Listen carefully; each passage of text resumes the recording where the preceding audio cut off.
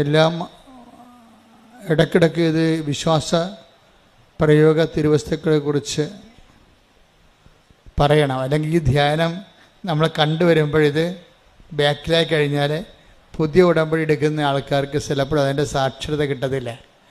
കാര്യം ഉടമ്പടി വർക്ക് ചെയ്യണത് നമ്മുടെ അനുഭവങ്ങൾ അറിവിന് അനുപാതികമായിരിക്കും. അനുഭവങ്ങൾ എപ്പോഴും അറിവിന് ആനുപാതികമായിരിക്കും. എന്തുമാത്രം അറിവ് ആ വിഷയത്തിലുണ്ട് അത്രയും അനുഭവങ്ങളാണ് ഉള്ളത്. നിങ്ങൾക്ക് 30% നോളജാണ് ഒരു സബ്ജക്റ്റിലെ ഉടമ്പടി വിഷയത്തിലുണ്ടെങ്കിൽ നിങ്ങളുടെ എക്സ്പീരിയൻസും 30% ആയിരിക്കും. ഇപ്പം ഞങ്ങളെപ്പോലുള്ള ഈ സ്പിരിച്വൽ എൻജിനീയേഴ്സ് എന്ന് പറയുന്ന ആൾക്കാർ നോക്കണത് നിങ്ങളുടെ അറിവിൻ്റെ നിലവാരം വർദ്ധിപ്പിക്കാനുള്ള സാധ്യതയാണ് നോക്കണത്.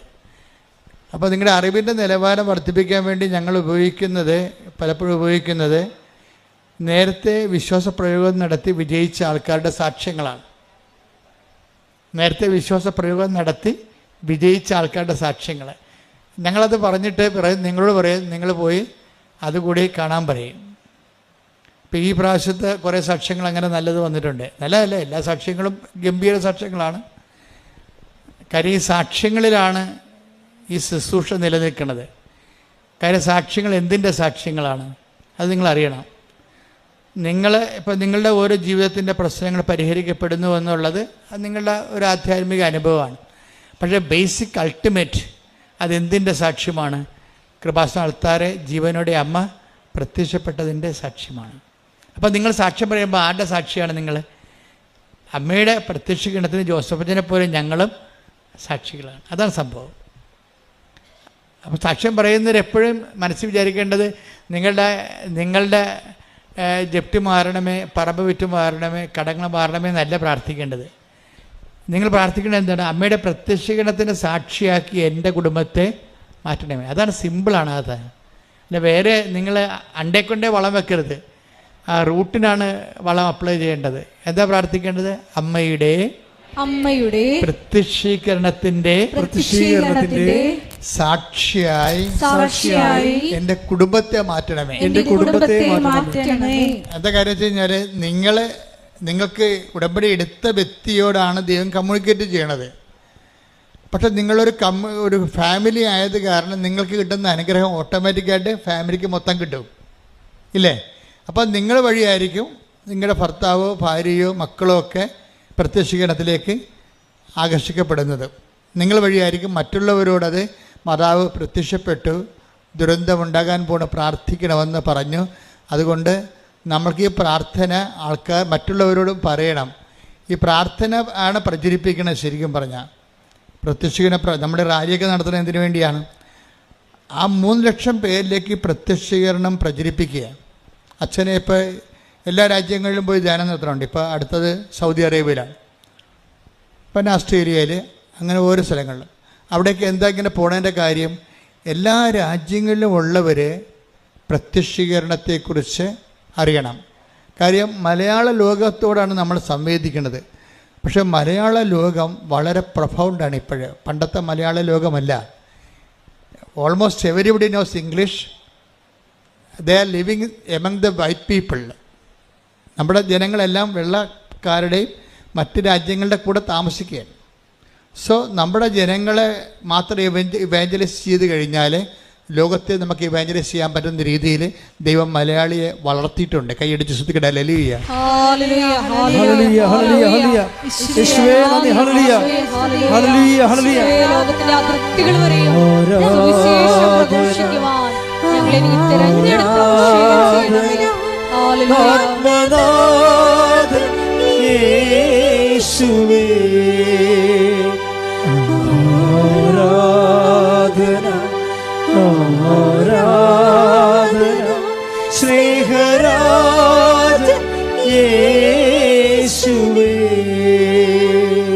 ഉടമ്പടിയുടെ ഭാഗമാകുന്ന അല്ലെങ്കിൽ ഉടമ്പടിയുടെ ഭാഗമാകാൻ വേണ്ടി ദൈവം പ്രത്യേക ദൈവവിളി, അതൊരു വിളിയാണ്. അപ്പം നിങ്ങൾക്ക് രോഗമുണ്ട് എന്നല്ല പറയേണ്ടത്, നിങ്ങൾക്ക് ദൈവമായിട്ട് ഉടമ്പടി ചെയ്യാനുള്ള ദൈവവിളി ഉണ്ടെന്നാണ് പറയേണ്ടത്. You got the point.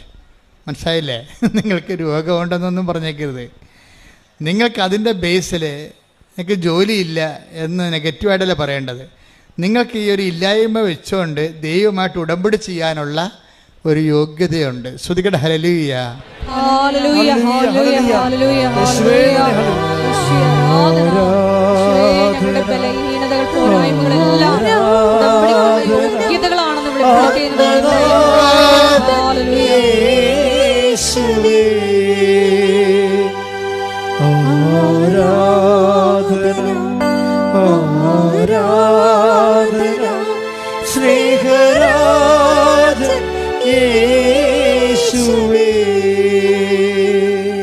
ചില ആൾക്കാർ ജീവിതത്തിൽ പറയും, എൻ്റെ അച്ചോ ഞാൻ അടുത്ത് ആ വിഷയത്തിൽ എൻ്റെ മതിയും കൊതിയും വന്നിരിക്കുകയാണ്. ചിലപ്പോൾ അവർക്ക് ഇൻട്രസ്റ്റ് ഉള്ള കാര്യമായിരിക്കും. ചിലപ്പോൾ ഭക്ഷണം കഴിക്കുന്ന ആൾക്കാരായിരിക്കും, അത് ഭക്ഷണത്തോട് ഇൻട്രസ്റ്റ് ഉള്ള ആളായിരിക്കും. ചിലപ്പോൾ സിനിമയോട് ഇൻട്രസ്റ്റ് ഉള്ള ആളായിരിക്കും. ചിലർക്ക് പാട്ട് കേട്ട് ഇൻട്രസ്റ്റ് ഉള്ള, ചിലർക്ക് കുഞ്ഞുങ്ങളെ വളർത്തുന്നതിൽ ഭയങ്കര ഇൻട്രസ്റ്റ് ഉള്ള ആൾക്കാരുണ്ട്. ഒരു തട്ട് കിട്ടണവരെ നമുക്കെല്ലാം ഇൻട്രസ്റ്റ് ആയിരിക്കും. എല്ലാത്തിലും തട്ടിരിപ്പുണ്ടേ. അറിയാതെ ഒന്നും ചാടി വീടിയാക്കരുത്. അമിതമായ ആവേശം ഒന്നിനും കാണിക്കരുത്. എല്ലാത്തിലും തട്ടിരിപ്പുണ്ട്. എന്താ കാര്യം വെച്ച് കഴിഞ്ഞാൽ, നമ്മുടെ ഭൂമി ദൈവം ഡിസൈൻ ചെയ്തപ്പോൾ സ്വർഗത്തെ പ്രീസപ്പോസ് ചെയ്തുകൊണ്ടാണ് ഡിസൈൻ ചെയ്തിരിക്കുന്നത്. പറഞ്ഞ മനസ്സിലായില്ലേ? നമ്മുടെ ഭൂമിയും അതിലുള്ള മനുഷ്യൻ്റെ വാഴ്വും ദൈവം ക്രമീകരിച്ചപ്പോൾ സ്വർഗത്തെ പ്രീസപ്പോസ് ചെയ്തിട്ടുണ്ടാണ്. അതായത് സ്വർഗത്തെ അവലംബമാക്കിയിട്ടാണ് നമ്മുടെ ഇവിടുത്തെ ജീവിതം ദൈവം ഡിസൈൻ ചെയ്തിരിക്കുന്നത്. അതുകൊണ്ട് തന്നെ നിങ്ങൾക്ക് ഇവിടെ സ്വർഗം ഉണ്ടാക്കാമെന്നുള്ള ഐഡിയ ആ വെള്ളം വാങ്ങി വെച്ചാൽ മതി, നടക്കത്തില്ല. അതുകൊണ്ട് നിങ്ങൾക്ക് എന്നാ പറ്റണമെന്ന് വെച്ച് കഴിഞ്ഞാൽ, നിങ്ങൾ അമിതമായ ആവേശ സ്നേഹങ്ങൾ പിള്ളേരോട് കാണിച്ചാൽ കുറച്ച് കഴിയുമ്പോൾ, അവർ കല്യാണം കഴിച്ച് കഴിയുമ്പോൾ നിങ്ങൾക്ക് അവർ തട്ട് കിട്ടി കഴിയുമ്പോൾ മനസ്സിലാവും, വെറുതെ ആവശ്യമില്ലാതെ. അതൊക്കെ എല്ലാത്തിനും ഇത് തന്നെ ഭർത്താവിനോട് കാണിക്കുന്ന സ്നേഹവും, ഇത് തന്നെ ഭാര്യയോട് കാണിക്കുന്ന സ്നേഹവും, ഇനി നിങ്ങളുടെ പ്രൊഫഷനോട് കാണിക്കുന്ന സ്നേഹവും എല്ലാം ദൈവത്തിൻ്റെ സ്നേഹത്തെ കണ്ടറിയണവരെ ബാക്കി എന്തിനും നമുക്ക് മതിയും കൊതിയും വരും.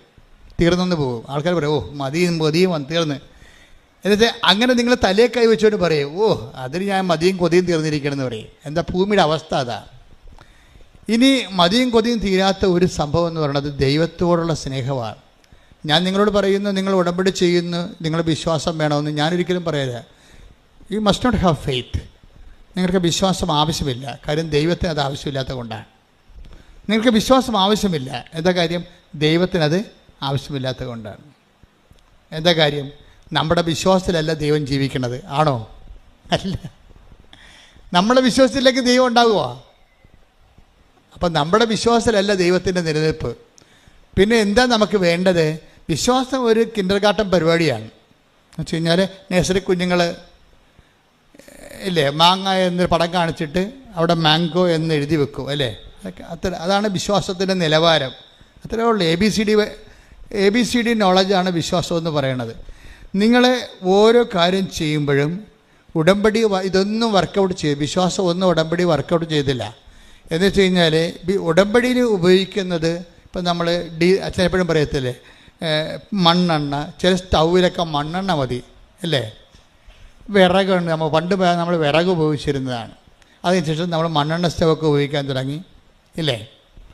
അപ്പോൾ അതിന് ശേഷമാണ് നമ്മൾ പിന്നീട് ഗ്യാസിലോട്ടൊക്കെ കൺവേർട്ട് ചെയ്ത് വന്നു.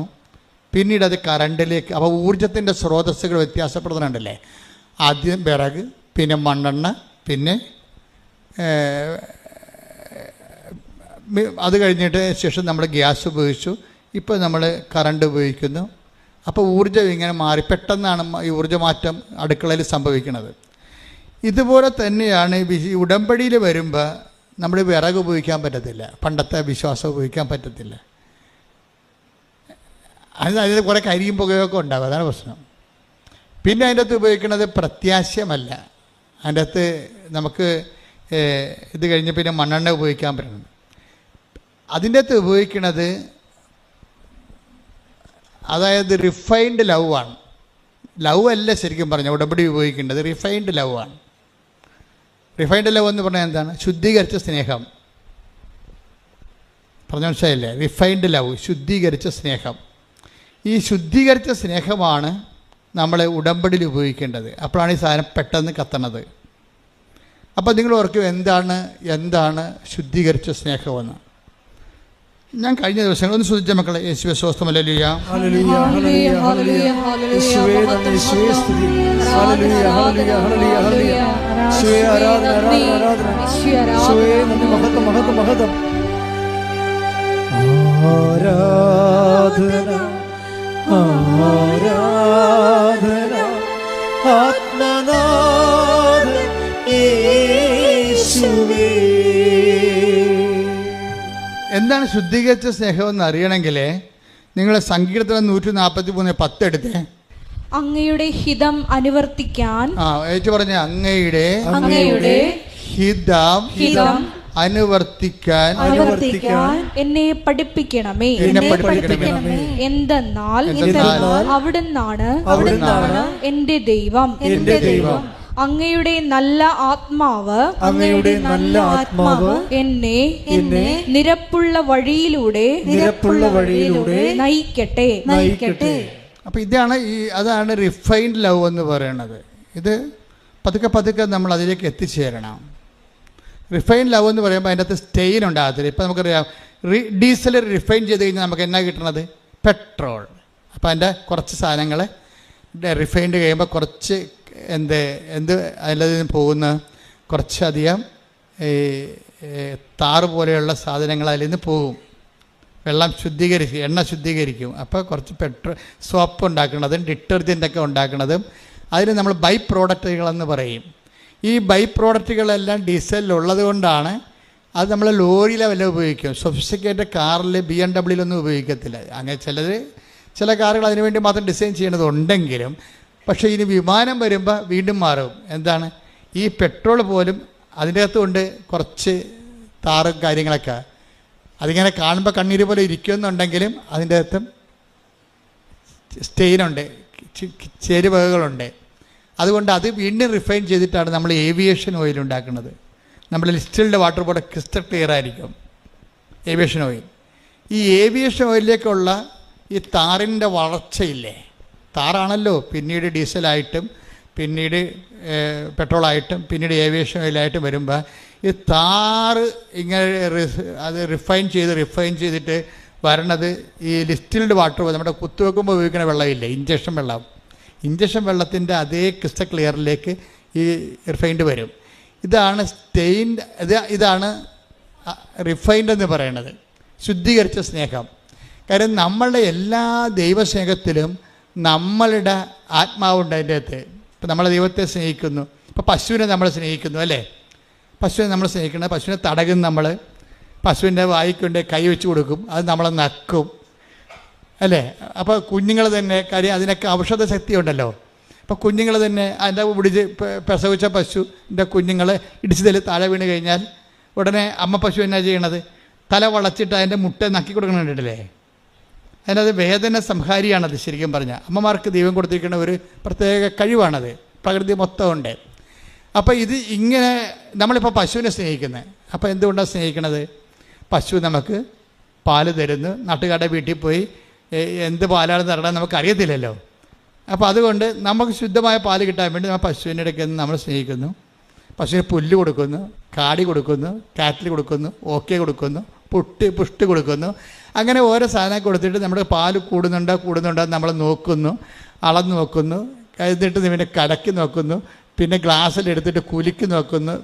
കാര്യം എന്താ? അതായത് ഈ പാലിൻ്റെ തടിപ്പ് കുറഞ്ഞാൽ കൂടിയെന്നറിയാൻ വേണ്ടി കുലുക്കി നോക്കും.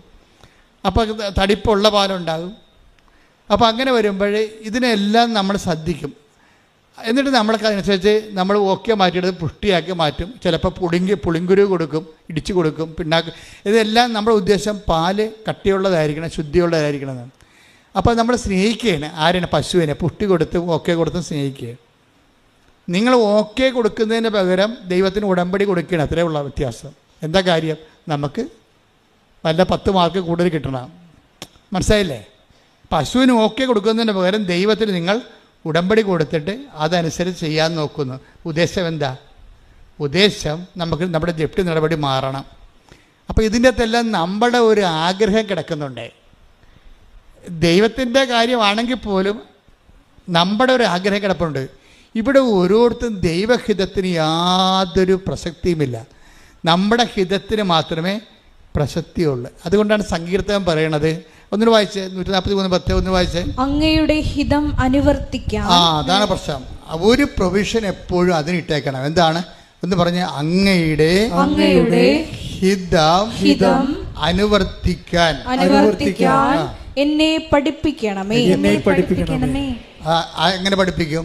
അനുഭവങ്ങളാണ് അധ്യാപകൻ. അനുഭവങ്ങളിലൂടെ പഠിക്കാൻ പറ്റത്തുള്ളൂ നമുക്ക്.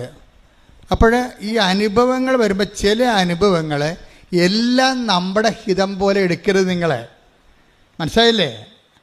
6 നിയോഗങ്ങൾ ഇട്ടാൽ ഒരു 2 എണ്ണമെങ്കിലും നിങ്ങൾ ദൈവത്തിന് ഓപ്ഷൻ വെക്കണം.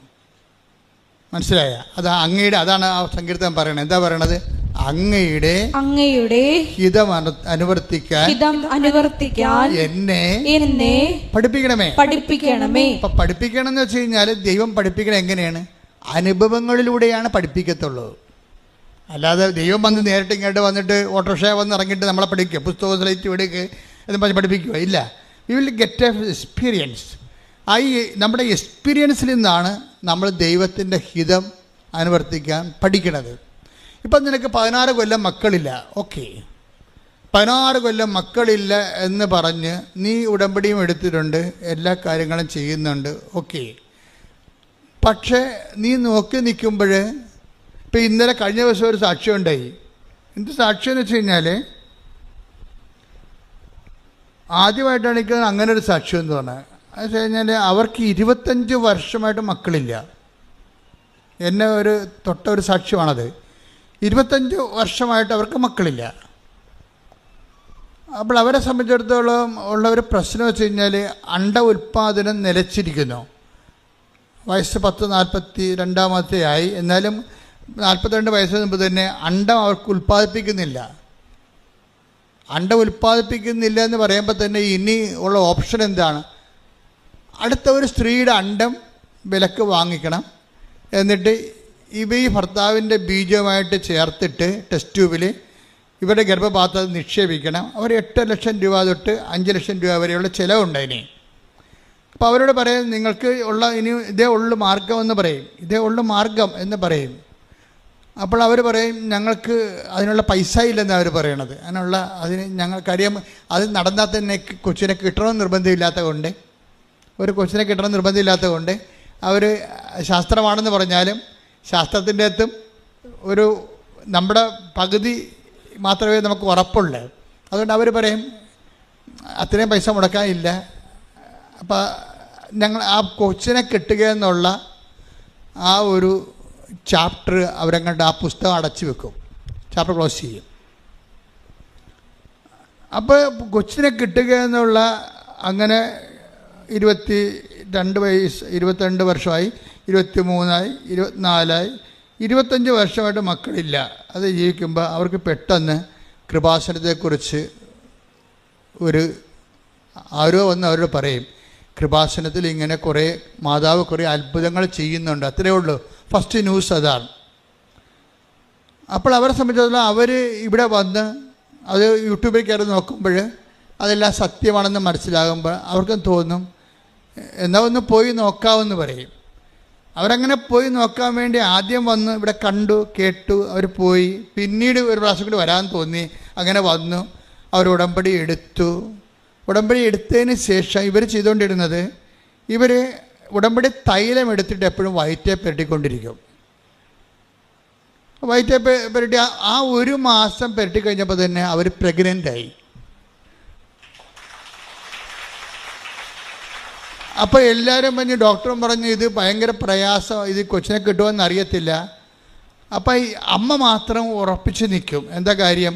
കൊച്ചിനെ മനുഷ്യൻ കൊടുത്തതല്ലല്ലോ, പരിശുദ്ധ അമ്മ കൊടുത്തതല്ലേ. അപ്പോൾ റിസ്ക് മുഴുവനും അമ്മയുടെ കയ്യിലാണ്. അപ്പോൾ പണ്ട് ഈ കൃപാസനത്തിനെതിരെ ഒത്തിരിയേറെ ആക്ഷേപങ്ങളുണ്ടായപ്പോൾ ഞാൻ ഉറച്ചു നിന്ന ഒറ്റ പോയിൻ്റ്, ഞാൻ അമ്മയെ നേരിട്ട് കണ്ടതാണല്ലോ.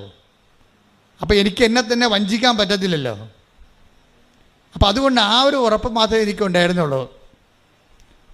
നിങ്ങൾക്ക് കിട്ടിയ സാക്ഷ്യങ്ങളെന്നൊക്കെ പറഞ്ഞത് വേണമെങ്കിൽ ആർക്ക് വേണമെങ്കിൽ എഴുതി തള്ളാം. പക്ഷേ ചില സാക്ഷ്യങ്ങൾ, പക്ഷേ എന്നെ സംബന്ധിച്ചിടത്തോളം ഇവിടെ നിൽക്കുന്ന സമയത്ത് തന്നെ ആരോ പുറകെ നിൽക്കണമെന്ന് എനിക്ക് തോന്നി. ഞാൻ തിരിഞ്ഞു നോക്കുകയും കാണുന്നത് ഇതുപോലെ സിൽവർ ഗ്രേയിൽ സമയഘടികാരം നെഞ്ചിൽ ചാർത്തിയാണ് അമ്മ നിൽക്കുന്നത്. 10:08 സൂചി കാണിക്കുന്നുണ്ട്. അപ്പം ഞാൻ ഉടനെ, എനിക്ക് പേടിയൊന്നും തോന്നിയില്ല, വിസ്മയമാണ് തോന്നിയത്, സന്തോഷമാണ് തോന്നിയത്. ഞാൻ അതുപോലെ തിരിഞ്ഞ ആൾക്കാരോട് പറഞ്ഞു, ദേ അമ്മ നിൽക്കുന്നു, കയ്യിൽ നെഞ്ചത്ത് എന്തോ ക്ലോക്കിരിപ്പുണ്ട്, 10:08 സൂചി കാണിക്കുന്നുണ്ട്. ഈ 10:08 എന്നൊക്കെ ഞാനിങ്ങനെ കണ്ണട വെച്ച് നോക്കിയതൊന്നുമല്ല. ഒറ്റ ലുക്കിൽ അതിൻ്റെ മുഴുവൻ ജ്ഞാനം ദൈവം എൻ്റെ ഹൃദയത്തിലേക്ക് തന്നതാണ്. അമ്മ ചുണ്ടുകൊണ്ടിങ്ങനെ സ്വരത്തിൽ പറഞ്ഞൊന്നുമല്ല. ഞാനിങ്ങോട്ട് തിരികെ ജനങ്ങളോട് പറയണത് മുഴുവനും എന്തോ ദുരന്തമുണ്ടാകാൻ പോകുന്നു, പ്രാർത്ഥിക്കണമെന്നാണ്. അമ്മ സ്വരത്തിൽ പറഞ്ഞ അല്ലത്. അമ്മ നിൽക്കണതിൻ്റെ ആ ഒരു ഒറ്റ ഗ്ലാൻസിൽ തന്നെ എനിക്ക് അത് എൻ്റെ മനസ്സിൽ തർജ്ജമ ചെയ്ത് കിട്ടിയതാണ്. സെക്കൻഡുകൾക്ക് ഒരു സെക്കൻഡിൻ്റെ 1000-1 അംശത്തിൻ്റെ ആ സമയ ചുരുക്കത്തിലാണ് ഇത്രയും കാര്യങ്ങൾ സംഭവിക്കണത്.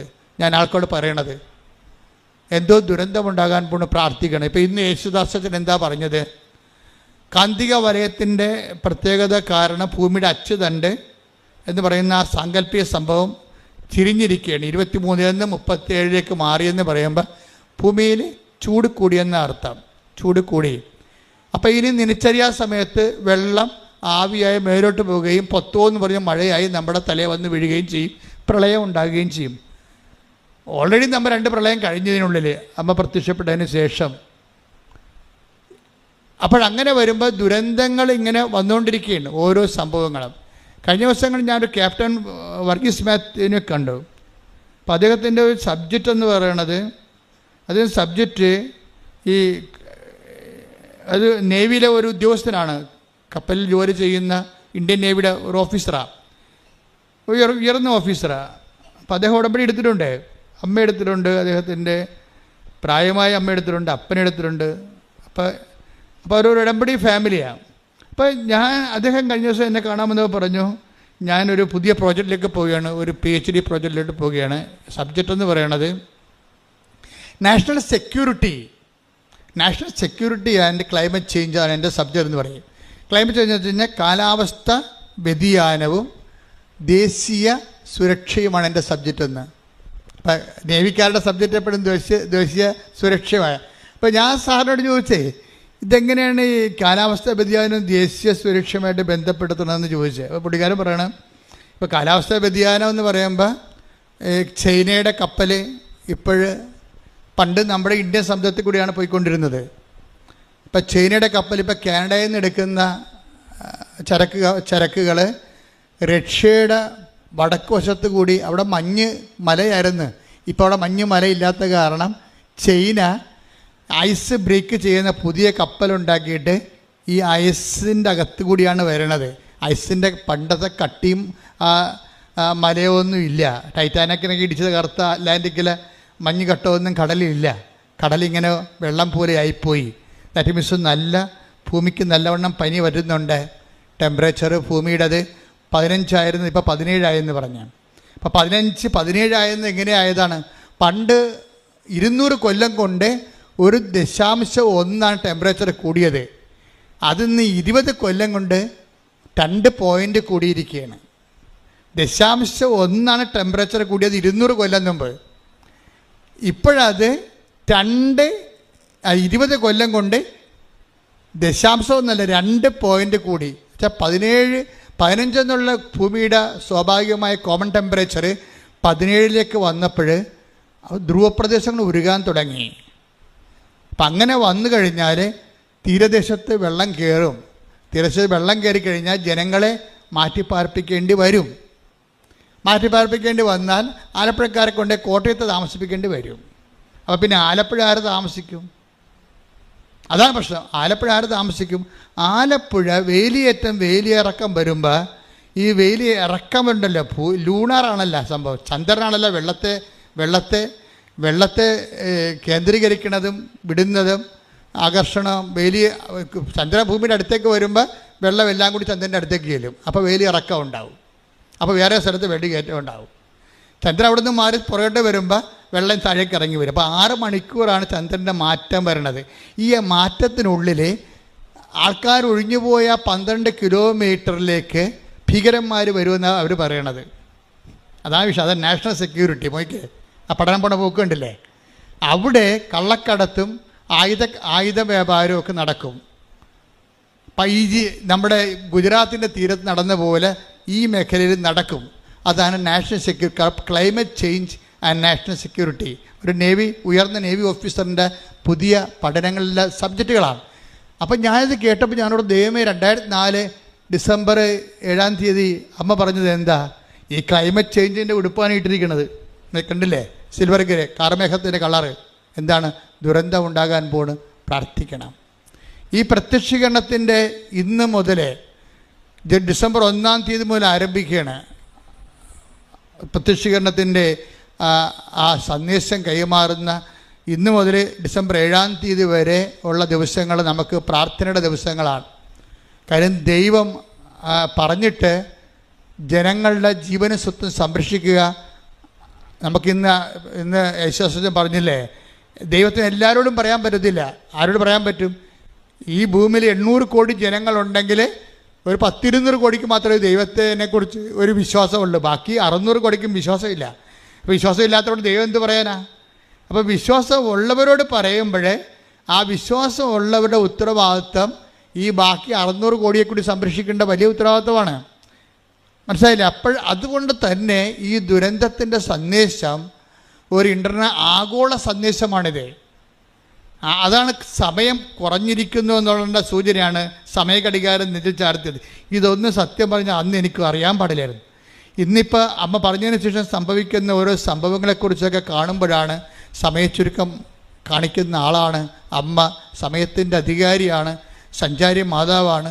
ഓരോ സ്ഥലത്തും ദുരന്തം ഉണ്ടാകാൻ പോകുന്ന സ്ഥലത്ത് വിശ്വാസ ദുരന്തമായാലും ജീവിത ദുരന്തമായാലും യുദ്ധങ്ങളിലൂടെ ഉണ്ടാകുന്ന ദുരന്തമായാലും വിശ്വാസ പരാജയമായാലും വിപ്ലവമായാലും ഒക്കെ എവിടെയാണ് വിശ്വാസം തകർക്കപ്പെടുന്നത് അവിടെ അമ്മയുടെ സാന്നിധ്യമുണ്ട്. അതാണ് സഞ്ചാരം എന്ന് പറയണത്. സഞ്ചാരി മാതാവ് സമയത്തിൻ്റെ അധികാരി എന്ന് പറയണത്. മാതാവ് ബേസിക്കായിട്ട് സഞ്ചാരിയാണ്. പക്ഷേ കൃപാസഞ്ചി വരുമ്പോൾ സമയത്തിൻ്റെ കൂടി അധികാരിയായിട്ടത് മാറുന്നു. എന്താണ്? സമയമായില്ല എന്നല്ല ഈശോ പറയണത്. കാനായില്ലേ? അപ്പോൾ അമ്മ എന്താ പറയണത്? അവൻ പറയണ പോലെ ചെയ്തുകൊണ്ട് സുവിശേഷ വിഹിതമായി ജീവിച്ചുകൊണ്ട് ദൈവത്തിൻ്റെ ഇടപെടലിൻ്റെ സമയം ചുരുക്കാൻ പറയുകയാണ്. അതാണ് ഉടമ്പടി. കൈയടിച്ച് ശ്രദ്ധിക്കട്ടെ. ഹല്ലേലൂയ, ഹല്ലേലൂയ, ഹല്ലേലൂയ, ഹല്ലേലൂയ, ഹല്ലേലൂയ, ആരാധന യേശുവേ, നന്ദി യേശുവേ, മഹത്വം ശ്രദ്ധിക്കട്ടെ. ഹല്ലേലൂയ, ഹല്ലേലൂയ, ഹല്ലേലൂയ, യേശുവേ നന്ദി, ഹല്ലേലൂയ, ഹല്ലേലൂയ, ഹല്ലേലൂയ, യേശുവേ ആരാധന, ഹല്ലേലൂയ, ഹല്ലേലൂയ. സഞ്ചാരി മാതാവേ, കൃപയുടെ കൂടാരമേ, വാഗ്ദാന പേടകമേ, കൃപാസനത്തിൻ്റെ അമ്മേ, സഞ്ചാരി മാതാവേ, സഞ്ചാരി മാതാവേ, കൃപയുടെ കൂടാരമേ, വാഗ്ദാന പേടകമേ, കൃപാസനത്തിൻ്റെ അമ്മേ. പരിശുദ്ധ പരമദിവ്യകാരുണ്യത്തിന് നേരവും ആരാധനയും സ്തുതിയും പുകഴ്ചയും ഉണ്ടായിരിക്കട്ടെ. പരിശുദ്ധ പരമദിവ്യകാരുണ്യത്തിന് നേരവും ആരാധനയും സ്തുതിയും പുകഴ്ചയും ഉണ്ടായിരിക്കട്ടെ. പരിശുദ്ധ പരമദിവ്യകാരുണ്യത്തിന് നേരവും ആരാധനയും സ്തുതിയും പുകഴ്ചയും ഉണ്ടായിരിക്കട്ടെ. ഞാനീ പറഞ്ഞത് കേട്ട് റിയൽ എസ്റ്റേറ്റുകാരും സ്ഥലം എടുക്കാൻ വേണ്ടി കടപ്പുറത്ത് വരരുത് കേട്ടോ, ഓടിച്ചിടുവേ.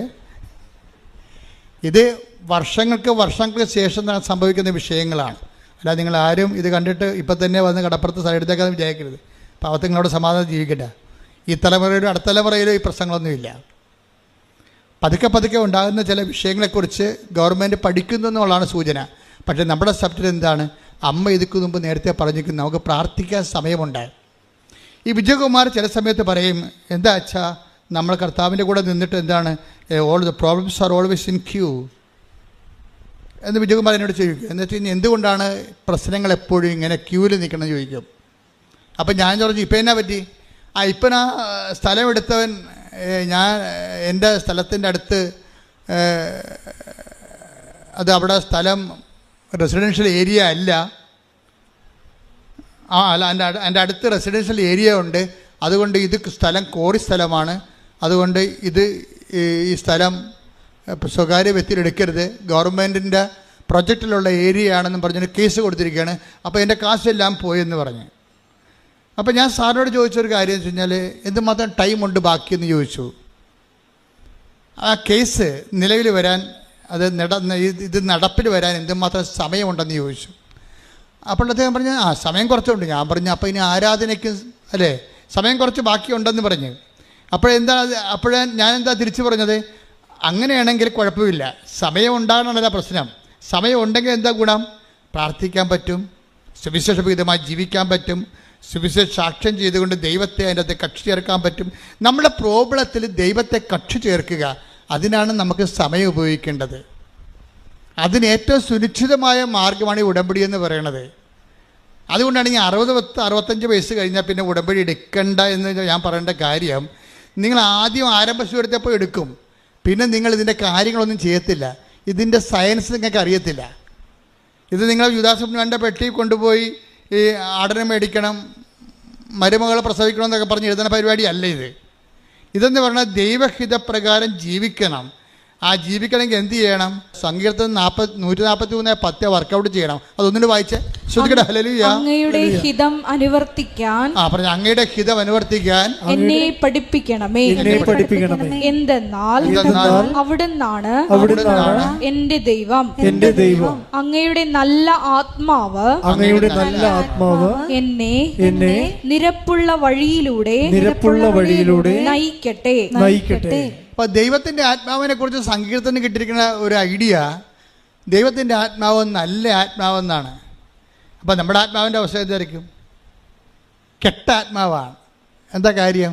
ഇതിലെല്ലാം നമ്മളുടെ സൂത്രപ്പണികളെല്ലാം അതിൻ്റെ തിരിപ്പുണ്ട്. ഉടമ്പടി വെക്കുമ്പോൾ പോലും അതിൻ്റെ അകത്ത് ഉടായ്പുണ്ട്.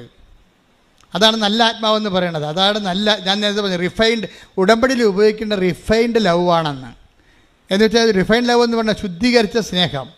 ശുദ്ധീകരിച്ച സ്നേഹം എന്ന് പറഞ്ഞാൽ എന്താണ്? അതിൻ്റെ അകത്ത് അൾട്ടിമേറ്റ് പ്രാധാന്യം ആർക്കാണ്? ഈശോയുടെ പ്രാർത്ഥനയിലുള്ള ഈശോയുടെ പ്രാർത്ഥനയ്ക്ക് ഗുണം എന്താണ്? എൻ്റെ ഇഷ്ടമല്ല, അങ്ങയുടെ ഇഷ്ടം നിറവേറട്ടെ. അപ്പോൾ ജീവിതത്തിൻ്റെ അകത്ത് നല്ല ഒരു വിഷയങ്ങൾക്കെല്ലാം ദൈവേഷ്ടത്തിന് പ്രാധാന്യം കൊടുക്കണം. ഇപ്പം ഇന്നലെ ഒരു പെങ്കൊച്ച് ഇവിടെ വന്നിട്ടുണ്ടായിരുന്നു. അപ്പോൾ അവളോട് സംസാരിച്ചപ്പോഴേ ഞാൻ ശ്രദ്ധിച്ചു, അമ്മയുടെയും മകളുടെയും മുഖഭാവങ്ങൾ എൻ്റെ ഉപദേശത്തിൻ്റെ സമയത്ത് മാറി മാറി ഞാൻ വാച്ച് ചെയ്തായിരുന്നു. അപ്പോൾ മകൾ എന്നോട് പറഞ്ഞു, അപ്പോൾ അവൾ ഇവിടെ ന്യൂസിലൻഡിൽ അവരെ വർക്ക് ചെയ്യണം. അപ്പോൾ അവളെ സംബന്ധിച്ചിടത്തോളം ഈ ഇടയ്ക്ക് അവൾക്ക് റുമാറ്റിക് പെയിൻ വന്നു, വാതരോഗം. അപ്പോൾ ഞാൻ ചോദിച്ചു, നീ ഉടമ്പടി എടുത്തപ്പോൾ നിൻ്റെ വാദം ഒന്നും അമ്മയെടുത്ത് പറഞ്ഞില്ലേ? ഇല്ല അച്ഛാ, ഞാൻ നിത്യതയാണ് പറഞ്ഞിരിക്കണമെന്ന് പറഞ്ഞ്. നിത്യത, അതായത് ഉടമ്പടി എടുത്തപ്പോൾ അവർ ന്യൂസിലൻഡിലെ ഒരു ചെറുപ്പക്കാരത്തിയായ നേഴ്സാണ്. പക്ഷേ ഉടമ്പടി എടുത്ത് വെച്ചിരിക്കുന്ന 6 കാര്യങ്ങൾക്കെല്ലാം തന്നെ എഴുതിയിരിക്കണത് നിത്യതയുമായിട്ട് ബന്ധപ്പെട്ട കാര്യങ്ങൾ എഴുതിയിരിക്കണം. അപ്പോൾ ഞാൻ പറഞ്ഞു, യൂത്തൊക്കെ എന്തുമാത്രം ഇപ്പോൾ അറിയുന്നു. അതാണ് വിഷയം കണ്ടില്ലേ? യൂത്തിൻ്റെയൊക്കെ അവസ്ഥ കണ്ടില്ലേ? അറിയുന്നവൻ ശരിക്കും അങ്ങനെ ഇടിച്ചു പൊളിച്ചാൽ ദൈവത്തിന് അറിയണത്. എന്താണ് ഉടമ്പടി വെച്ചിരിക്കുന്ന വിഷയം? എന്താണ്? നിത്യതയിലെ യേശുവായിട്ട് കണ്ടുമുട്ടുന്നതിനെക്കുറിച്ചാണ് ഉടമ്പടി വെച്ചിരിക്കുന്നത്. കർത്താവേ, നീയും തമ്മിൽ സമയം കുറിക്കേണ്ട ഒരു സമയം വന്നു കഴിഞ്ഞാൽ, നിൻ്റെ കൂടെ ഈ ലോകം വിട്ട് കഴിഞ്ഞാൽ നിൻ്റെ കൂടെ ജീവിക്കാൻ എനിക്ക് കഴിയണമെന്ന് പറഞ്ഞ് ഉടമ്പടി വെച്ചിരിക്കുകയാണ്. ഉടമ്പടി വെച്ച് അവളുടെ ലൈഫിൽ കർത്താവ് അവളെ മൂവ് ചെയ്ത് അവൾ ഇവിടുന്ന് പോയി ലൂസൻ്റ് നേഴ്സായിട്ട് ഭംഗിയായിട്ട് ജീവിക്കുന്നത്, ഹസ്ബൻഡുമായിട്ട് ജീവിക്കണേ. പക്ഷേ അവൾ ഇടയ്ക്ക് 2 കൊല്ലം കഴിഞ്ഞപ്പോഴേക്ക് ആർത്തൈറ്റിസ് വന്നു. ആർത്തൈറ്റിസ് വന്നപ്പോൾ ഞാൻ ഇവളുമായിട്ട് സംസാരിച്ചു. ആർത്തൈറ്റിസ് വരുമ്പോൾ ഇവൾക്ക് ആർത്തൈറ്റിസ് വന്ന് ഇവൾക്ക് വേണ്ടി പ്രാർത്ഥിക്കാനാണ് ഇവളുടെ അമ്മ വരണത്. ഞാൻ പറഞ്ഞു, ആ സബ്ജക്റ്റ് ഇവിടെ എടുക്കത്തില്ല, ഞങ്ങൾ തമ്മിൽ ആങ്ങളുടെയും പെങ്ങളുടെയും ചേട്ടത്തിൻ്റെ മക്കളാണ്. അപ്പോൾ ഞാൻ പറഞ്ഞു, ഞാനിവരോട് പറഞ്ഞു, നമ്മളെ റിലേഷൻസൊക്കെ ഉണ്ട്, ചേട്ടത്തിൻ്റെ മക്കളല്ലേ, സ്വന്തം മക്കൾ. പക്ഷേ നിൻ്റെ ഈ വിഷയം ഞാൻ എടുക്കത്തില്ല. എന്താ, നിൻ്റെ ആർത്തൈറ്റിസ് ഞാൻ എടുക്കത്തില്ല. ഫാമിലിയും ബന്ധമൊക്കെ നമുക്ക് ആ രീതിയിൽ സംസാരിച്ച് പിരിയാം, പ്രാർത്ഥിക്കത്തില്ലെന്ന് പറഞ്ഞു. എന്താ കാര്യം? നിൻ്റെ ഉടമ്പടി പുതുക്കിയിട്ടില്ല, അതാണ് സംഭവം. ഉടമ്പടി പുതുക്കിയിട്ടില്ല. ഞാൻ പറഞ്ഞു, നീ ഉടമ്പടി പുതുക്കിയിട്ട് കറക്റ്റ് ചാനലിൽ അച്ഛൻ കൃപയും നിൽക്കുന്ന സമയത്ത് ആൾക്കാരെ വാ. അതുവരെ എനിക്ക് നിന്നോട് കുറച്ച് കാര്യങ്ങൾ സംസാരിക്കാനുണ്ട്. അപ്പോൾ ഉടമ്പടി പുതുക്കിയിട്ടില്ലാത്തത് കൊണ്ട് ബന്ധുവാണെന്ന് പറഞ്ഞാലും അനിയത്തിയുടെ ആൻറ്റിയുടെ സ്വന്തം ആൻറ്റിയുടെ എന്നെ പഠിപ്പിച്ച ആളെ കൂടിയാണ് ഈ ആൻറ്റി എന്ന് പറഞ്ഞത്. അമ്മയുടെ അനിയത്തി, അവരുടെ ടീച്ചറായിരുന്നു. അപ്പോൾ എൻ്റെ ഫീസൊക്കെ അടച്ചിട്ടൊരു കാലത്തിരുന്ന് അവരാണ് അടച്ചുകൊണ്ടിരുന്നത്. എന്നാലും ദൈവികമായ വിഷയത്തെ വരുമ്പോൾ കോംപ്രമൈസ്, ഒത്തുതീർപ്പില്ല. എന്നാൽ നമ്മൾ ഒത്തുതീർത്തിട്ട് കാര്യമില്ല.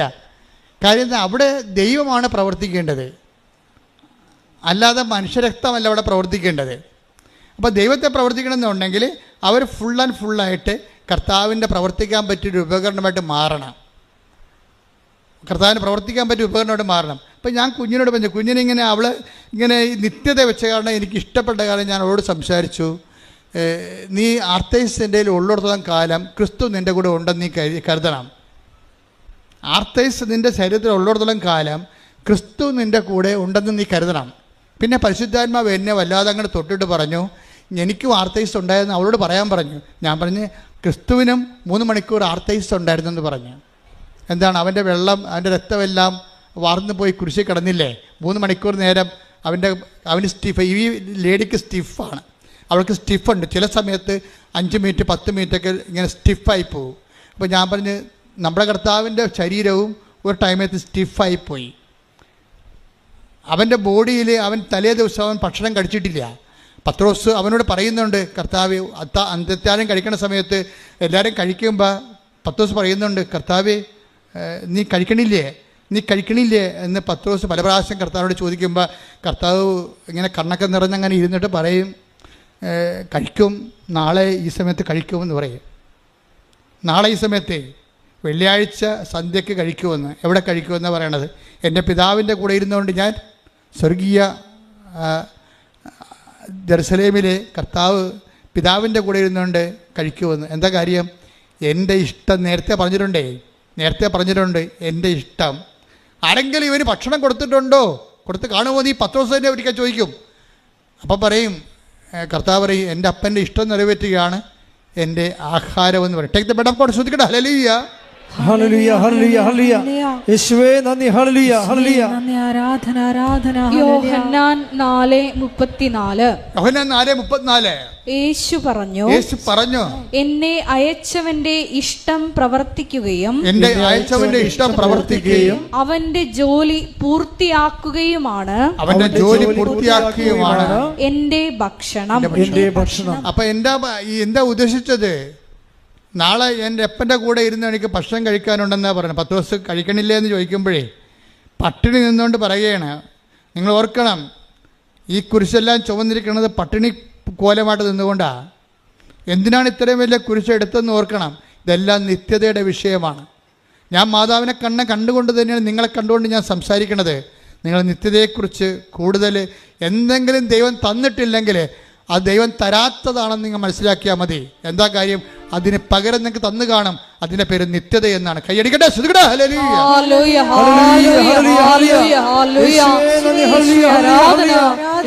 നിത്യത ഞങ്ങൾക്ക് അവകാശമാക്കുവാൻ നീ തന്ന എല്ലാ സഹനങ്ങൾക്കും നന്ദി പറയുന്നു. നിത്യതയോടടുപ്പിക്കുന്ന എല്ലാ അനുഭവങ്ങൾക്കും നന്ദി. എന്നെ നല്ല ശിഷ്യനാക്കിയിടുന്ന എല്ലാ കുരിശുകൾക്കും നാഥാ നന്ദി. എന്നെ നിത്യതയോടടുപ്പിക്കുന്ന എല്ലാ അനുഭവങ്ങൾക്കും നന്ദി. എന്നെ നല്ല ശിഷ്യനാക്കിയിടുന്ന എല്ലാ കുരിശുകൾക്കും നാഥാ നന്ദി. എല്ലാ തോൽവികൾക്കും നാഥാ നന്ദി.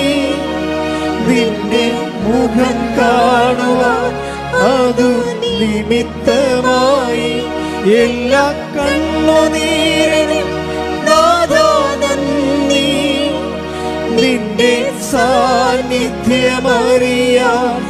ഇടയായി എന്നെ നിത്യതയോടടുപ്പിക്കുന്ന എല്ലാ അനുഭവങ്ങൾക്കും നന്ദി. ആരെങ്കിലും അവന് ഭക്ഷണം കൊടുത്തിട്ടുണ്ടാകുമോ എന്ന് ചോദിക്കുമ്പോൾ 4:34 യോഹന്നാൻ്റെ സുവിശേഷത്തിൽ എന്താണ് ഈശോ പറയണത്? എൻ്റെ പിതാവിൻ്റെ ഇഷ്ടം നിറവേറ്റുകയും അവൻ ഏൽപ്പിച്ച ജോലി പൂർത്തിയാക്കുകയും ചെയ്യുകയാണ് എൻ്റെ ഭക്ഷണം. കുരിശാണ് എൻ്റെ ഭക്ഷണം എന്നാണ് ഈ പറയണത്. കാര്യം കുരിശിൽ അവസാനം പറഞ്ഞ വാക്ക് എന്താണ്? എല്ലാം പൂർത്തിയായി. എന്നുവെച്ചാൽ അത് തന്നെയാണ് എല്ലാം പൂർത്തിയായെന്ന് അവൻ പറയുമ്പോൾ അപ്പാ എന്നെ ഏൽപ്പിച്ച ജോലി എല്ലാം പൂർത്തിയായി. ഈ ഭൂമി എന്തിനാണെന്ന് ഈശോയോട് ചോദിച്ചാൽ ഈശോ പറയും ഈ ഭൂമി അപ്പാ ഏൽപ്പിച്ച ജോലി പൂർത്തിയാക്കാനാണെന്ന് പറയും. അതാണ് ഗെത്സെമനി മുട്ടുകുത്തുമ്പോൾ കർത്താവ് മുട്ടുകുത്തിയ സ്ഥലത്ത് മുട്ടുകുത്തിയവനാണ് ഞാൻ. കാര്യം ഞാൻ ഗെത്സെമനി ചെല്ലുമ്പോൾ കർത്താവിൻ്റെ ഗെത്സെമനിയിൽ പോയി. നിങ്ങളും ഗെത്സെമനി പോയി കാണും പലരും. പക്ഷെ ഞാൻ അവിടെ ഒരു സൂത്രപ്പടി കാണിച്ചു. ഞാൻ കുർബാന ചെല്ലുകയായിരുന്നു ഗെത്സെമനി നിന്നുകൊണ്ട്. അപ്പം ഗെത്സെമനി കുർബാന ചെല്ലണ എൻ്റെ മുമ്പിലാണ് കർത്താവ് മുട്ടുകുത്തി ചോര വീർത്ത സ്ഥലം കിടക്കുന്നത്. അവിടെ പിച്ചള കൊണ്ട് വലിയ ഒരു പുൽക്കിരീടം ഉണ്ടാക്കി വെച്ചിട്ടുണ്ട്. അപ്പോൾ അവിടെ ഒരു പോലീസ് നിൽക്കുന്നുണ്ട്. അയാൾ അങ്ങോട്ട് നോക്കി നിൽക്കുന്ന സമയത്ത് ഞാൻ എൻ്റെ കൂടെ ഉണ്ടായിരുന്ന ആൻ്റണി പയ്യപ്പള്ളി അച്ഛനാണ്. പയ്യപ്പള്ളി അച്ഛന് കുർബാന കൊടുത്തിട്ട് ആൾക്കാർക്ക് കുർബാന കൊടുക്കാൻ പറഞ്ഞു കുർബാന സ്വീകരണത്തിന് സമയത്ത്. അപ്പോൾ അത് കൊടുത്തിട്ട് അച്ഛനെ മുമ്പോട്ട് കയറ്റി വിട്ട്, അല്ലെങ്കിൽ അച്ഛനും പ്രശ്നം ഉണ്ടാക്കുമെന്ന് എനിക്കറിയാം. ഞാൻ പതുക്കെ വന്നു വെച്ചും ഞാൻ ഒരു നിമിഷം കർത്താവെ സോറി പറഞ്ഞുകൊണ്ട് ഞാൻ ഈ ഗെത്സെമനി കർത്താവ് മുട്ടുകുത്തിയ സ്ഥലത്ത് ഞാൻ എൻ്റെ മുട്ടുകുത്തിയിട്ട് താങ്ക്സ് ലോഡെന്ന് പറഞ്ഞേ, കർത്താവെ നന്ദി എന്ന്. ഈ ഭൂമിയെ രക്ഷിക്കാൻ വേണ്ടി അവസാനമായി നീ മുട്ടുകുത്തിയ സ്ഥലമാണിത്, ഇവിടെ വന്ന് മുട്ടുകുത്താൻ ഒത്തില്ല, നന്ദി എന്ന്. അന്ന് നീ പറഞ്ഞൊരു വാക്കുണ്ട്. എന്താ പറഞ്ഞത്? 17:4 take the bed of God. ശ്രുതികട ഹല്ലേലൂയ.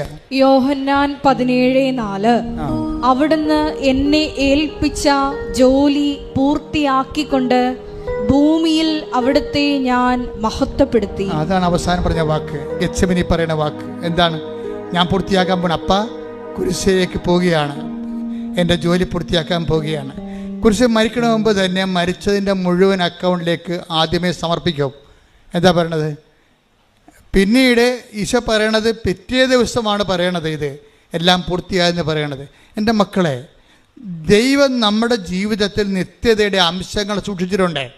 അത് നമ്മുടെ കേൾക്കപ്പെടാത്ത പ്രാർത്ഥനയാണെന്ന് ഓർക്കണം. പ്രാർത്ഥിച്ചിട്ടും മാറാത്ത ഒരു രോഗമാണെന്ന് ഓർക്കണം. പ്രാർത്ഥിച്ചിട്ടും നന്നാകാത്ത നിൻ്റെ ഹസ്ബൻഡാണെന്ന് ഓർക്കണം. പ്രാർത്ഥിച്ചിട്ടും കിട്ടാത്ത നിൻ്റെ കുഞ്ഞാണെന്ന് ഓർക്കണം. ആരും ദൈവത്തിൽ നിന്ന് കിട്ടിയതല്ല നമ്മൾ ഉയർത്താൻ പോണത്. എൻ്റെ ദൈവവേദന എന്നെ ഉയർത്താൻ പോണത് ദൈവത്തോട് ചോദിച്ചിട്ട് നമുക്ക് കിട്ടാത്തതാണ്. അതാണ് ദൈവത്തിൻ്റെ അതാണ് നമ്മുടെ ആഹാരം. അതാണ് പിതാവ് നമ്മളെ ഏൽപ്പിച്ച് ജോലി എന്ന് പറയുന്നത്. അതാണ് നമ്മളെക്കുറിച്ചുള്ള ദൈവഹിതമെന്ന് പറയുന്നത്. അത് പൂർത്തിയാക്കാൻ അവസരം കിട്ടുമ്പോൾ ചാടി ഉല്ലസിച്ചുകൊണ്ട് ക്രിസ്തുവിൻ്റെ കൂടെ നമുക്ക് ദൈവത്തെ മഹത്വപ്പെടുത്താനുള്ള ദൈവത്തിൻ്റെ അവസരം ഒരു ദൈവ വിളി പോലെ കിട്ടിയിരിക്കുന്നു എന്നുള്ളത് നമ്മൾ സന്തോഷിക്കണം. അതിൻ്റെ മുഴുവനും കൈയും കാലും വെച്ച രൂപമാണ് അമ്മ. അമ്മയും കുരിശിൻ്റെ ചുവട്ടിൽ നിൽക്കുമ്പോൾ എല്ലാം പൂർത്തിയാക്കിയിട്ടാണ് നിൽക്കുന്നത്. എന്താണ്? ബിഹോൾഡ് എന്ന് പറഞ്ഞതിന് ശേഷം ഇതാ കർത്താവിൻ്റെ ദാസി, നിൻ്റെ വചനം പോലെ എന്നിൽ പൂർത്തിയാകട്ടെ എന്നാണ്. എന്നിൽ നിറവേറട്ടെ എന്ന് വെച്ച് കഴിഞ്ഞാൽ എന്താണ്? എല്ലാം നിറവേറിയെന്നാണ് പറയണത് ഈശോ പറയണത്. അമ്മ പറയണത് എന്താണ്? നിൻ്റെ വചനം പോലെ എന്നിൽ നിറവേറട്ടെ, എല്ലാം പൂർത്തിയാകുന്ന ഈശോ പറയണത്. അമ്മ പറയണത് എന്താണ്? നിൻ്റെ വചനം പോലെ എന്നിൽ പൂർത്തിയാകട്ടെ. രണ്ട് വചനത്തെ പൂർത്തിയാക്കിയ ദൈവഹിതത്തെ ദൈവിക ആത്മാവിൻ്റെ ആഹാരം പോലെ എടുത്തിട്ട് അതിനെക്കുറിച്ച് ദൈവത്തിന് ഞാൻ നിങ്ങളുടെ കാലെ പിടിച്ച് യാചിച്ച് പറഞ്ഞ ഒരു കാര്യമുണ്ട്. നിങ്ങളുടെ ജീവിതത്തിൽ എന്തെങ്കിലും കാര്യം ദൈവം നിങ്ങൾക്ക് തന്നില്ലെന്ന് വെച്ചുകൊണ്ട് നിങ്ങൾ ഒരിക്കലും ഞാൻ പ്രാർത്ഥിച്ചല്ലോ, ഞാൻ ഉടമ്പടി എടുത്തല്ലോ, ഞാൻ ദൈവത്തിന് വേണ്ടി ജീവിച്ചല്ലോ, എന്നെപ്പോലെ ജീവിക്കാത്ത എത്രയോ പേരെ നീ ഉയർത്തി, എന്നോട് മാത്രമെന്താ നീ എനിക്ക് രോഗം തന്നത്, എന്നോട് മാത്രമെന്താ നീ എൻ്റെ മകനെ ഉയർത്തി വിടാഞ്ഞത് എന്ന് നിങ്ങൾ ദൈവത്തോടൊരു അക്ഷരം മിണ്ടരുത്. ദൈവത്തോട് നമുക്ക് സംഭാഷിക്കാവുന്ന ഏറ്റവും സ്വരം കൂടിയ സംഭാഷണം എന്ന് പറയുന്നത് ഒരു മൗനമാണ്. അത് വെറും മൗനമല്ല, മറിയത്തിൻ്റെ മൗനം. കൈയടിക്കട്ടെ, ശ്രുതികട്ടെ. ഹല്ലേലൂയ, ഹല്ലേലൂയ, ഹല്ലേലൂയ, ഹല്ലേലൂയ, ആരാധന, ഹല്ലേലൂയ, ശ്രുതികട്ടെ. ഹല്ലേലൂയ, ഹല്ലേലൂയ, ഹല്ലേലൂയ, മഹത്വം, ആരാധന, ആരാധന, ഹല്ലേലൂയ, ഹല്ലേലൂയ. വാഗ്ദാന പേടകമേ സ്വർഗീയ പന്മലരേ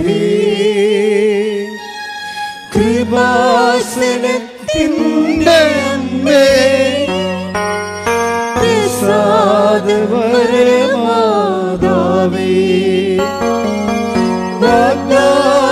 പേടകമേ സ്വർഗീയ പൊന്മലരേ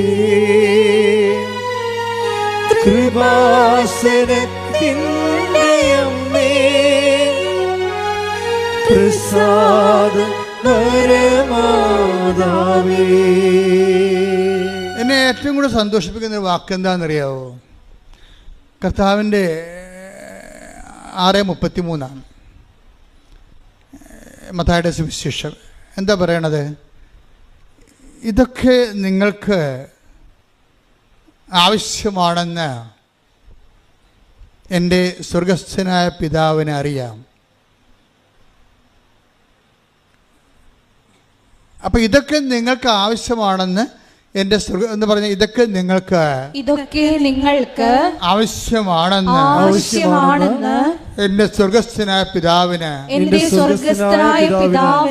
അറിയാം. നമ്മുടെ ആവശ്യങ്ങളെല്ലാം ആർക്കറിയാവുന്നതാണ്? സ്വർഗസ്ഥനായ പിതാവിന് അറിയാം. ഈശോയ്ക്ക് മാത്രമല്ല കേട്ടോ. ഞാൻ എപ്പോഴും അമ്മ പ്രത്യക്ഷപ്പെട്ടിട്ട് ദുരന്തമുണ്ടാകുമ്പോൾ പ്രാർത്ഥിക്കണം എന്ന് പറയുമ്പോൾ ഞാൻ എൻ്റെ കൂടെയുള്ള ഫസ്റ്റ് ക്രൂസിനോടൊക്കെ പറയും, ഇത് അമ്മ ഏകപക്ഷീയമായി എടുത്ത തീരുമാനമൊന്നുമല്ല. അപ്പായോട് കൺസൾട്ട് ചെയ്തിട്ടാണ്, ഈശോയോട് കൺസൾട്ട് ചെയ്തിട്ടും അപ്പായോട് കൺസൾട്ട് ചെയ്തിട്ടുമാണ് കൃപാസനത്തിൽ പ്രത്യക്ഷപ്പെട്ടിരിക്കുന്നത്. എന്താ കാര്യം? ഒരു കൊന്തയും പിടിച്ചോണ്ടോ കൊച്ചിനെയും പിടിച്ചോണ്ടൊന്നും അല്ല വന്നിരിക്കണത്. സീരിയസ് സബ്ജക്റ്റാണ് ഡീൽ ചെയ്യണത്. ദുരന്തമുണ്ടാകുമ്പോൾ പ്രാർത്ഥിക്കണത്, മനുഷ്യരാശിയോട് സംസാരിക്കണത്, അത് കാണിക്കണത് കാലത്തെ നെഞ്ചിൽ ചാർത്തിക്കൊണ്ടാണ് കാണിക്കണത്. അപ്പോൾ ഇതൊരു സീരിയസ് ആണ് സഭ. അതുകൊണ്ട് തന്നെ നമ്മൾ പോകുന്ന സ്ഥലങ്ങളിലെല്ലാം ഈ പ്രത്യക്ഷീകരണത്തിൻ്റെ സന്ദേശം കൈമാറിക്കൊണ്ടേയിരിക്കണം. എന്താ കാര്യം? അതുപോലെ തന്നെ കാര്യം ഇതൊക്കെ നിങ്ങൾക്ക് ആവശ്യമാണെന്ന് എൻ്റെ സ്വർഗസ്ഥനായ പിതാവിന് അറിയാവുന്നവൻ. അപ്പം പിതാവിനോട് ചോദിച്ചിട്ട് തന്നെയാണ് കൃപാസനത്തിൽ പ്രത്യക്ഷപ്പെട്ടത് തന്നെയാണ് ഞാൻ കരുതുന്നത്. എന്താ കാര്യം വെച്ച് കഴിഞ്ഞാൽ നമ്മളുടെ IELTS, നമ്മുടെ കാനഡയും നമ്മളുടെ ലോണും ഇതൊക്കെ നിങ്ങൾക്ക് ആവശ്യമാണെന്ന്, അതൊക്കെ അതിൽ രക്ഷപ്പെടട്ടെ നമുക്ക്. അതായത് എന്തെങ്കിലും കടവും വിലയായിട്ട് നടന്നൊരു കാര്യമുണ്ടോ? മര്യാദയ്ക്ക് ജീവിക്കണ്ടേ? ദൈവത്തിൻ്റെ മക്കളല്ലേ. അപ്പോൾ അതുകൊണ്ട് ദൈവത്തിൻ്റെ മക്കൾ ദൈവത്തിനെ പോലെ മാന്യമായിട്ടൂടെ ജീവിക്കണം. പിന്നെ അതിൻ്റെ അകത്തൊരു അറ്റാച്ച്മെൻറ്റ് ഉണ്ടാകരുതെന്ന് മാത്രമേ ഉള്ളൂ.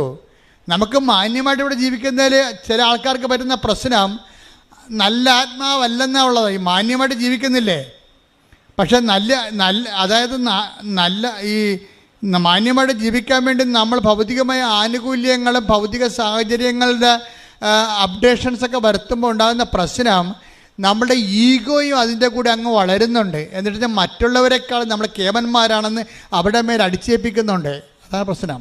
നിങ്ങൾക്കറിയാവില്ല, ചില സ്നേഹം പോലും അമിതമായ സ്നേഹമെന്ന് പറയണത് അമിതമായ അധികാരമാണ്. അതാണ് വിഷയം. അതുപോലെ തന്നെയാണ് ഇതിനകത്ത് വരണത്.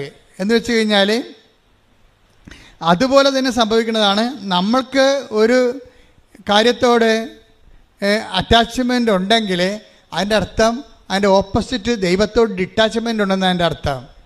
അതുകൊണ്ടാണ് പ്രണയത്തേക്ക് ഞാൻ കണ്ണുടച്ച് അങ്ങോട്ട് സപ്പോർട്ട് ചെയ്യാത്തതിൻ്റെ കാര്യം അതാണ്. പ്രണയത്തേക്ക് ഞാൻ കണ്ണുടച്ച് സപ്പോർട്ട് ചെയ്യാത്ത കാരണം ആത്മീയ അപകടം അതിലുള്ളത് കൊണ്ടാണ്. കാര്യം നിങ്ങൾ ദൈവത്തിന് കൊടുക്കുക. പള്ളി വന്നാലും നിങ്ങൾ എന്ത് ചെയ്യും? പള്ളി എത്രയും വേഗം പള്ളി അവസാനിപ്പിച്ചിട്ട് സിമിത്തേരി പോയി ആണും പെണ്ണും കൂടി കൊച്ചിൻ്റെ ചവിട്ടിരുന്നുകൊണ്ട് അമ്മേനെ ചത്തവൻ്റെ കുറിച്ച് ചാരുന്നുകൊണ്ട് സംസാരിക്കും. അതാണ് പ്രശ്നം. എന്നുവെച്ചാൽ ദൈവത്തിന് കൊടുക്കേണ്ട സ്ഥലത്ത് ദൈവത്തിന് കൊടുക്കാതെ നിങ്ങളുടെ ബോഡി മാംസമായ കാര്യങ്ങൾക്ക് വേണ്ടി ദൈവത്തിന് നിങ്ങളെ ഡീപ്രമോട്ട് ചെയ്യും. അതുകൊണ്ടാണ് ഞാൻ ഇങ്ങനെയുള്ള പരിപാടികൾ കുടുംബ പ്രാർത്ഥനയ്ക്ക് വിളിക്കുമ്പോൾ വരാം അവളിങ്ങനെ കമന്ന് കിടന്നുകൊണ്ട് മൊബൈൽ വെച്ചുകൊണ്ട് ചോറുണ്ടാ കുളിച്ചാ അതൊക്കെ ചോദിച്ചുകൊണ്ടിരിക്കുകയാണ്. എപ്പോഴാതല്ലോ അതും ചോദിക്കണത് ഇത് തന്നെയാണ് കുളിച്ചാന്ന്. അവൻ അടുത്ത് വരുമ്പോൾ ഇവക്ക് മണമായിരിക്കും. അതുകൊണ്ടാണ് കുളിച്ചാന്ന് ചോദിക്കണത്. എന്ത് വേണ്ട. അപ്പോൾ ഇത് ഈ പ്രാർത്ഥനയുടെ ദൈവത്തോട് സംസാരിക്കേണ്ട സമയത്ത് ഇവള് കുളിച്ചിട്ട് തന്നെ വർഷങ്ങളായി. എന്നിട്ട് അവൻ കുളിച്ചാന്ന് ചോദിച്ചുകൊണ്ടിരിക്കുകയാണ്. അതെന്താ പ്രോബ്ലം എന്ന് വെച്ച് കഴിഞ്ഞാൽ ഞാൻ പറഞ്ഞതിൻ്റെ അർത്ഥം എനിക്ക് മനസ്സിലായ ഈ പ്രേമത്തിൻ്റെ സംഭവം ബാക്ടീരിയ വൈറസ് തലക്കടിച്ച് കഴിഞ്ഞാൽ ശരിക്കും പറഞ്ഞാൽ പിന്നെ ഒരു ഫോബിയ ഉണ്ടാവും. ഈ പേപ്പട്ടിയുടെ തലയിൽ വൈറസ് കയറി കഴിഞ്ഞാൽ വെള്ളം കണ്ട അറച്ചറച്ച് മാറും. അതുപോലെ അറ്റാച്ച്മെൻറ്റ് കൂടിക്കഴിഞ്ഞാൽ പ്രാർത്ഥന കാണുമ്പോൾ അറച്ചറച്ച് മാറും. അതാണ് വിഷയം. അതുകൊണ്ടാണ് ആ മര്യാദയ്ക്ക് ജീവിക്ക്, ഒരു ജോലിക്ക് കിട്ടട്ടെ, സ്വന്തം കാര്യം നിൽക്കാനാകട്ടെ, അത് കഴിഞ്ഞ് പ്രാർത്ഥിച്ചിട്ട് ഒരു ദൈവഹിതമാണെന്ന് കണ്ടാൽ നിങ്ങൾ ഞാനത് സ്നേഹിക്കണമെന്നൊന്നും ഞാൻ പറയത്തില്ല, ബൈബിൾ പറയണില്ല, പിന്നെ ഞാൻ എന്താ പറയണത്? പക്ഷേ ദൈവത്തെ മറന്നുകൊണ്ട് ഈ അഭ്യാസത്തിന് പോകരുത്. നിങ്ങൾക്കത് നട്ടക്കച്ചവടമായിരിക്കും. പറഞ്ഞ മനസ്സിലായില്ലേ? കാര്യം നമുക്ക് ദൈവത്തെ മറക്കുമ്പോൾ ഇതിൻ്റെ പേരിൽ പിന്നെ മാതാപിതാക്കന്മാരുമായിട്ട് കലഹിക്കേണ്ടി വരും. അവിടെ സമാധാനം കളയും. അതാണ് വിഷയം. അവിടെ നമ്മൾക്ക് സമാധാനം ഉണ്ടാക്കി തന്ന മാതാപിതാക്കന്മാരുടെ സമാധാനം കളഞ്ഞിട്ട് നിനക്ക് മാത്രം സൂചിച്ചാലേ ആ സമാധാനത്തിന് എത്ര ആയുസ്സുണ്ടാകും? ഈ ഒരു നടക്ക് ഈ സംഭവം പോകത്തില്ല. അതുകൊണ്ടാണ് സംഭവം. അതുകൊണ്ട് ദൈവത്തെ മറന്ന് ഈ ആൾക്കാരുടെ എല്ലാം, ഞാൻ 10-20,000 പ്രേമ കേസ് എടുത്തിട്ടുണ്ട്. ഈ അണ്ണന്മാരുടെ എല്ലാത്തിൻ്റെയും പ്രശ്നം എന്താണെന്ന് വെച്ച് കഴിഞ്ഞാൽ ഇവരാദ്യം മറക്കണത് ദൈവത്തെ, പിന്നെ മറക്കണത് അത് ഒരാളെ ഒരു കക്ഷിയെ കിട്ടാക്കഴിഞ്ഞാൽ പിന്നെ എന്ത് പറ്റും? കർത്താവ് പറയും എന്നോട് കൂടി ശേഖരിക്കാത്തവൻ ചിതറിച്ച് കളയണമെന്ന് കർത്താവ് പറഞ്ഞില്ലേ? അപ്പം ഈ പെണ്ണിനെ അടിച്ച് മാറ്റിയിരിക്കണത് ആണിനെ അടിച്ച് മാറ്റിയിരിക്കണത് കർത്താവിനോട് ആലോചിക്കാതെയാണെന്ന് മനസ്സിലായത് കൊണ്ടാണ് രാവിലെ ഒരുത്തിനെ സ്നേഹിക്കും, ഉച്ചയ്ക്ക് വേറെ ഒരുത്തിനെ സ്നേഹിക്കും, വൈകുന്നേരം ഒരുത്തിനെ, ഈ 3 പേരും കൂടി ഒരുമിച്ച് കണ്ടെത്തുന്ന കാര്യത്തിൽ ഇവൻ്റെ കാര്യത്തിൽ തീരുമാനമാകും. എന്താ? ചിതറിപ്പോയി. എത്ര ഡൈവേഴ്സുകളുണ്ടായിരിക്കണത് ഈ ചിതറിപ്പോയതാണ് കാര്യം. എന്നോട് കൂടെ ശേഖരിക്കാത്തവൻ ചിതറിച്ച് കളയുന്നു. അല്ലെങ്കിൽ നിങ്ങളെ ഞാൻ അറേഞ്ച്ഡ് പേരും വലിയ മഹത്തോടൊന്നും പറയണില്ല. ഞാൻ പറയണ ഇത്രയേ ഉള്ളൂ, നിങ്ങളുടെ സ്നേഹം വിശുദ്ധമാകണം. നല്ല ആത്മാവെന്ന് പറയണില്ലേ? നല്ല ആത്മാവെന്ന് പറഞ്ഞാൽ ദൈവത്തെ കക്ഷി ചേർക്കണം. ദൈവത്തിൻ്റെ ആത്മാവെന്ന് വരുമ്പോൾ എന്തുകൊണ്ടാണ് ഈ സങ്കീർത്തനം നല്ല ആത്മാവെന്ന് പറയണത്? ദൈവത്തിൻ്റെ ആത്മാവ് മാത്രമേ നല്ല ആത്മാവുള്ളൂ. ബാക്കിയെല്ലാം ആത്മാവിൽ ദൈവത്തേക്കാൾ പ്രാധാന്യം സ്വന്തമായ താല്പര്യങ്ങൾക്കും സുഖങ്ങൾക്കുമായിരിക്കും. അത് നല്ല ആത്മാവല്ല. That is attached this world. ദൈവത്തെ അറ്റാച്ച് ചെയ്യുമ്പോൾ, ദൈവത്തോട് അറ്റാച്ച് ചെയ്യാത്തത് കൊണ്ട് തന്നെ അതിൻ്റെ അകത്ത് നന്മ പോകും. അതുകൊണ്ടാണ് ദൈവം മാത്രമേ നല്ലവനുള്ള നീശ പറയത്തില്ലേ? ശ്രദ്ധിക്കണം.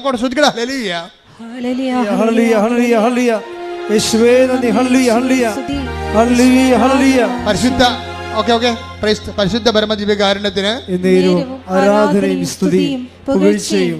പരിശുദ്ധ പരമദിവ്യകാരുണ്യത്തിന് ആരാധനയും സ്തുതിയും പുകഴ്ചയും. ഇപ്പോൾ നമ്മൾ സംസാരിക്കുന്ന വിഷയം എന്ന് പറയുന്നത് ഉടമ്പടിയിലൂടെ നമ്മളൊരു ബയലാറ്ററൽ എഗ്രിമെൻ്റ് ചെയ്യണം. എന്ന് വെച്ചാൽ നമ്മൾ ദൈവമായിട്ട് അറ്റാച്ച് ചെയ്യണം. ജീവിതം അറ്റാച്ച് ചെയ്യണമെന്ന് വെച്ച് കഴിഞ്ഞാൽ അടുപ്പിക്കുക ദൈവമായിട്ട്. ദൈവത്തിന് ഫസ്റ്റ് റെഫറൻസ് കൊടുക്കുകയാണ്. ഫസ്റ്റ് റെഫറൻസ് കൊടുത്തു കഴിഞ്ഞാൽ പിന്നെ ഉള്ള പ്രശ്നം എന്ന് വെച്ച് കഴിഞ്ഞാൽ, ഇപ്പം നിങ്ങൾ എൻ്റെ മുറിയിൽ അങ്ങനെ ഞാൻ ആരെയും കയറ്റാറില്ല. അല്ലേക്കുള്ള എൻ്റെ ക്രൂസ് വളരെ എൻ്റെ പ്രോജക്റ്റ് ചെയ്യുന്നവരായിരിക്കണം. എനിക്ക് അവരോട് ഡിസ്കഷൻ ചെയ്യാനുള്ള എന്തെങ്കിലും സീരിയസ് സബ്ജക്റ്റ് ഉണ്ടാകണം. അല്ലാത്തൊരു തരം ചില സമയത്ത് വല്ലവരുടെ കൂടെ ആരെങ്കിലുമൊക്കെ കയറി വരും. വേറെ ചില പ്രധാനപ്പെട്ട കക്ഷികൾ ചില സീരിയസ് ടോക്കുകൾ നടത്താൻ വേണ്ടി വരുമ്പോൾ മര്യാദ ഉള്ളവരാണെങ്കിൽ ഫോൺ വരുമ്പോൾ അവർ അച്ഛാ ഇത് സീരിയസ് ഫോണാണ്, ഞാനൊന്ന് എടുത്തോട്ടെ എന്ന് ചോദിച്ചിട്ട് പുറത്തോട്ട് പോകും. ചില ആൾക്കാർ അവിടെ ഇരുന്ന് ഫോൺ ചെയ്യും എൻ്റെ മുമ്പിലിരുന്ന്. അപ്പം അവരുടെ കാര്യത്തിൽ തീരുമാനമാകും. പിന്നെ എന്താണ്, ഞാൻ 5 മിനിറ്റുള്ള ആ ചാപ്റ്റർ ക്ലോസ് ചെയ്യും, അയാളെ പുറത്താക്കും. എന്താ കാര്യം? അയാൾ എൻ്റെ അടുത്ത് ഇരുന്നുകൊണ്ട് വേറെ ആൾക്കാരെ വിളിക്കുകയാണ്. ഇതുപോലെയാണ് പ്രാർത്ഥനയുടെ വിഷയം. പ്രാർത്ഥനയിൽ നിങ്ങൾ നിൽക്കുമ്പോൾ അതിനകത്ത് നിന്നുകൊണ്ട് ദൈവത്തേക്കാൾ പ്രാധാന്യമുള്ള വേറെ വിഷയങ്ങൾ നിങ്ങൾ 1-ാം സ്ഥാനം കൊടുത്തു കഴിഞ്ഞാൽ ഉടമ്പടി നിങ്ങളുടെ ഉടായ്പാവും. അത് ഭയങ്കര സീരിയസ് വിഷയമാണ്. ഭയങ്കര, അതായത് ഇത് ഞാനായിട്ട് ഉണ്ടാക്കിയൊന്നുമല്ല കേട്ടാ. ഈ പ്രശ്നം നമുക്കുള്ളത് കാരണമാണ് കൽപ്പന എഴുതിയപ്പോഴും പറഞ്ഞു നിൻ്റെ കർത്താവ് ദൈവം ഞാനാകുന്നു, ഞാൻ അല്ലാതെ. അതാണ് ഈ വേറൊരു ദൈവം ഇടയ്ക്ക് കയറി വരും. അത് ലവ് അഫെയറിലും ഉണ്ടാവും. വേറെ ദൈവമായിട്ട് നിങ്ങളുടെ പ്രണയ സഖാവ് കയറി വരും. അതാണ് വിഷയം. വേറെ ദൈവമായിട്ട് തരും. കാര്യം അവനാണ് തീരുമാനിക്കുന്നത്, അല്ലെങ്കിൽ അവളാണ് തീരുമാനിക്കുന്നത് നമ്മൾ പള്ളിയിൽ പോകണ വേണ്ടേന്ന് പറഞ്ഞ പോലെ. അതാ നമ്മൾ കുമ്പസാരിക്കണ വേണ്ടേന്ന് തീരുമാനിക്കണ ആരാണ്? കുമ്പസാരിച്ചാൽ പിന്നെ ഇവൻ്റെ തോണ്ടലും തൊടിയിലൊന്നും നടക്കത്തില്ലാത്തത് കൊണ്ട് അവളോട് പറയുന്നത് കുമ്പസാരിക്കണമെന്ന് പറയും. ആ പന്നി പറയണ മാത്രമേ ഇവിടെ കേൾക്കത്തുള്ളൂ. തീർന്നില്ല, ഇവിടെ കാര്യത്തിൽ തീരുമാനമായില്ലേ? This is situations.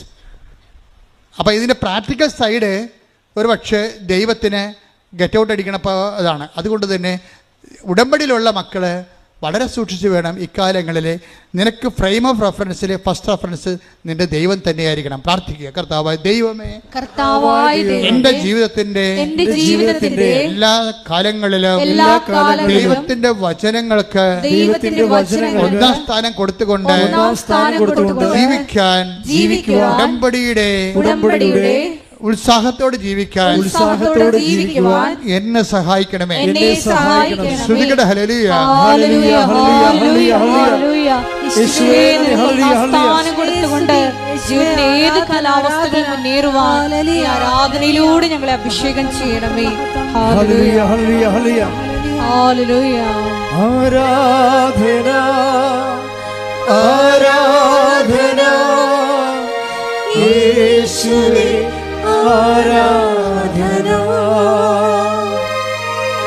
ആരാധന ആരാധന സ്നേഹമേ ആരാധന.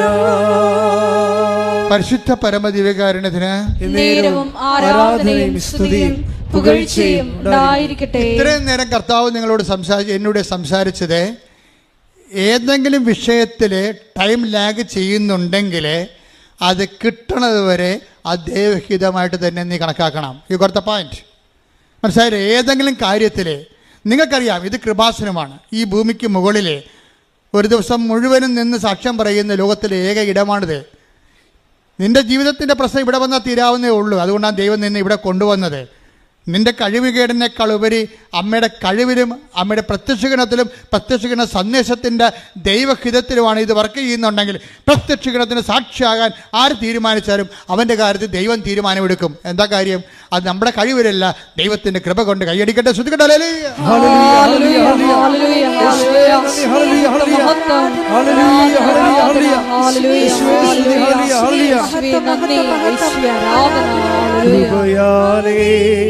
കൃപയാലേ കൃപയാൽ അനുദിനവും കൃപയാലേ കൃപയാലേ കൃപയാൽ അനുദിനവും.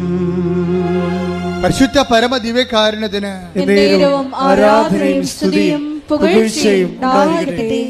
അതുകൊണ്ട് ഞാൻ നിങ്ങളോട് വളരെ വിനയത്തോടെ അപേക്ഷിക്കുകയാണ്, ഒരു കാരണവശാലും ദൈവത്തിനോട് എതിർത്ത് ഒരു വാക്കും പറയരുത്.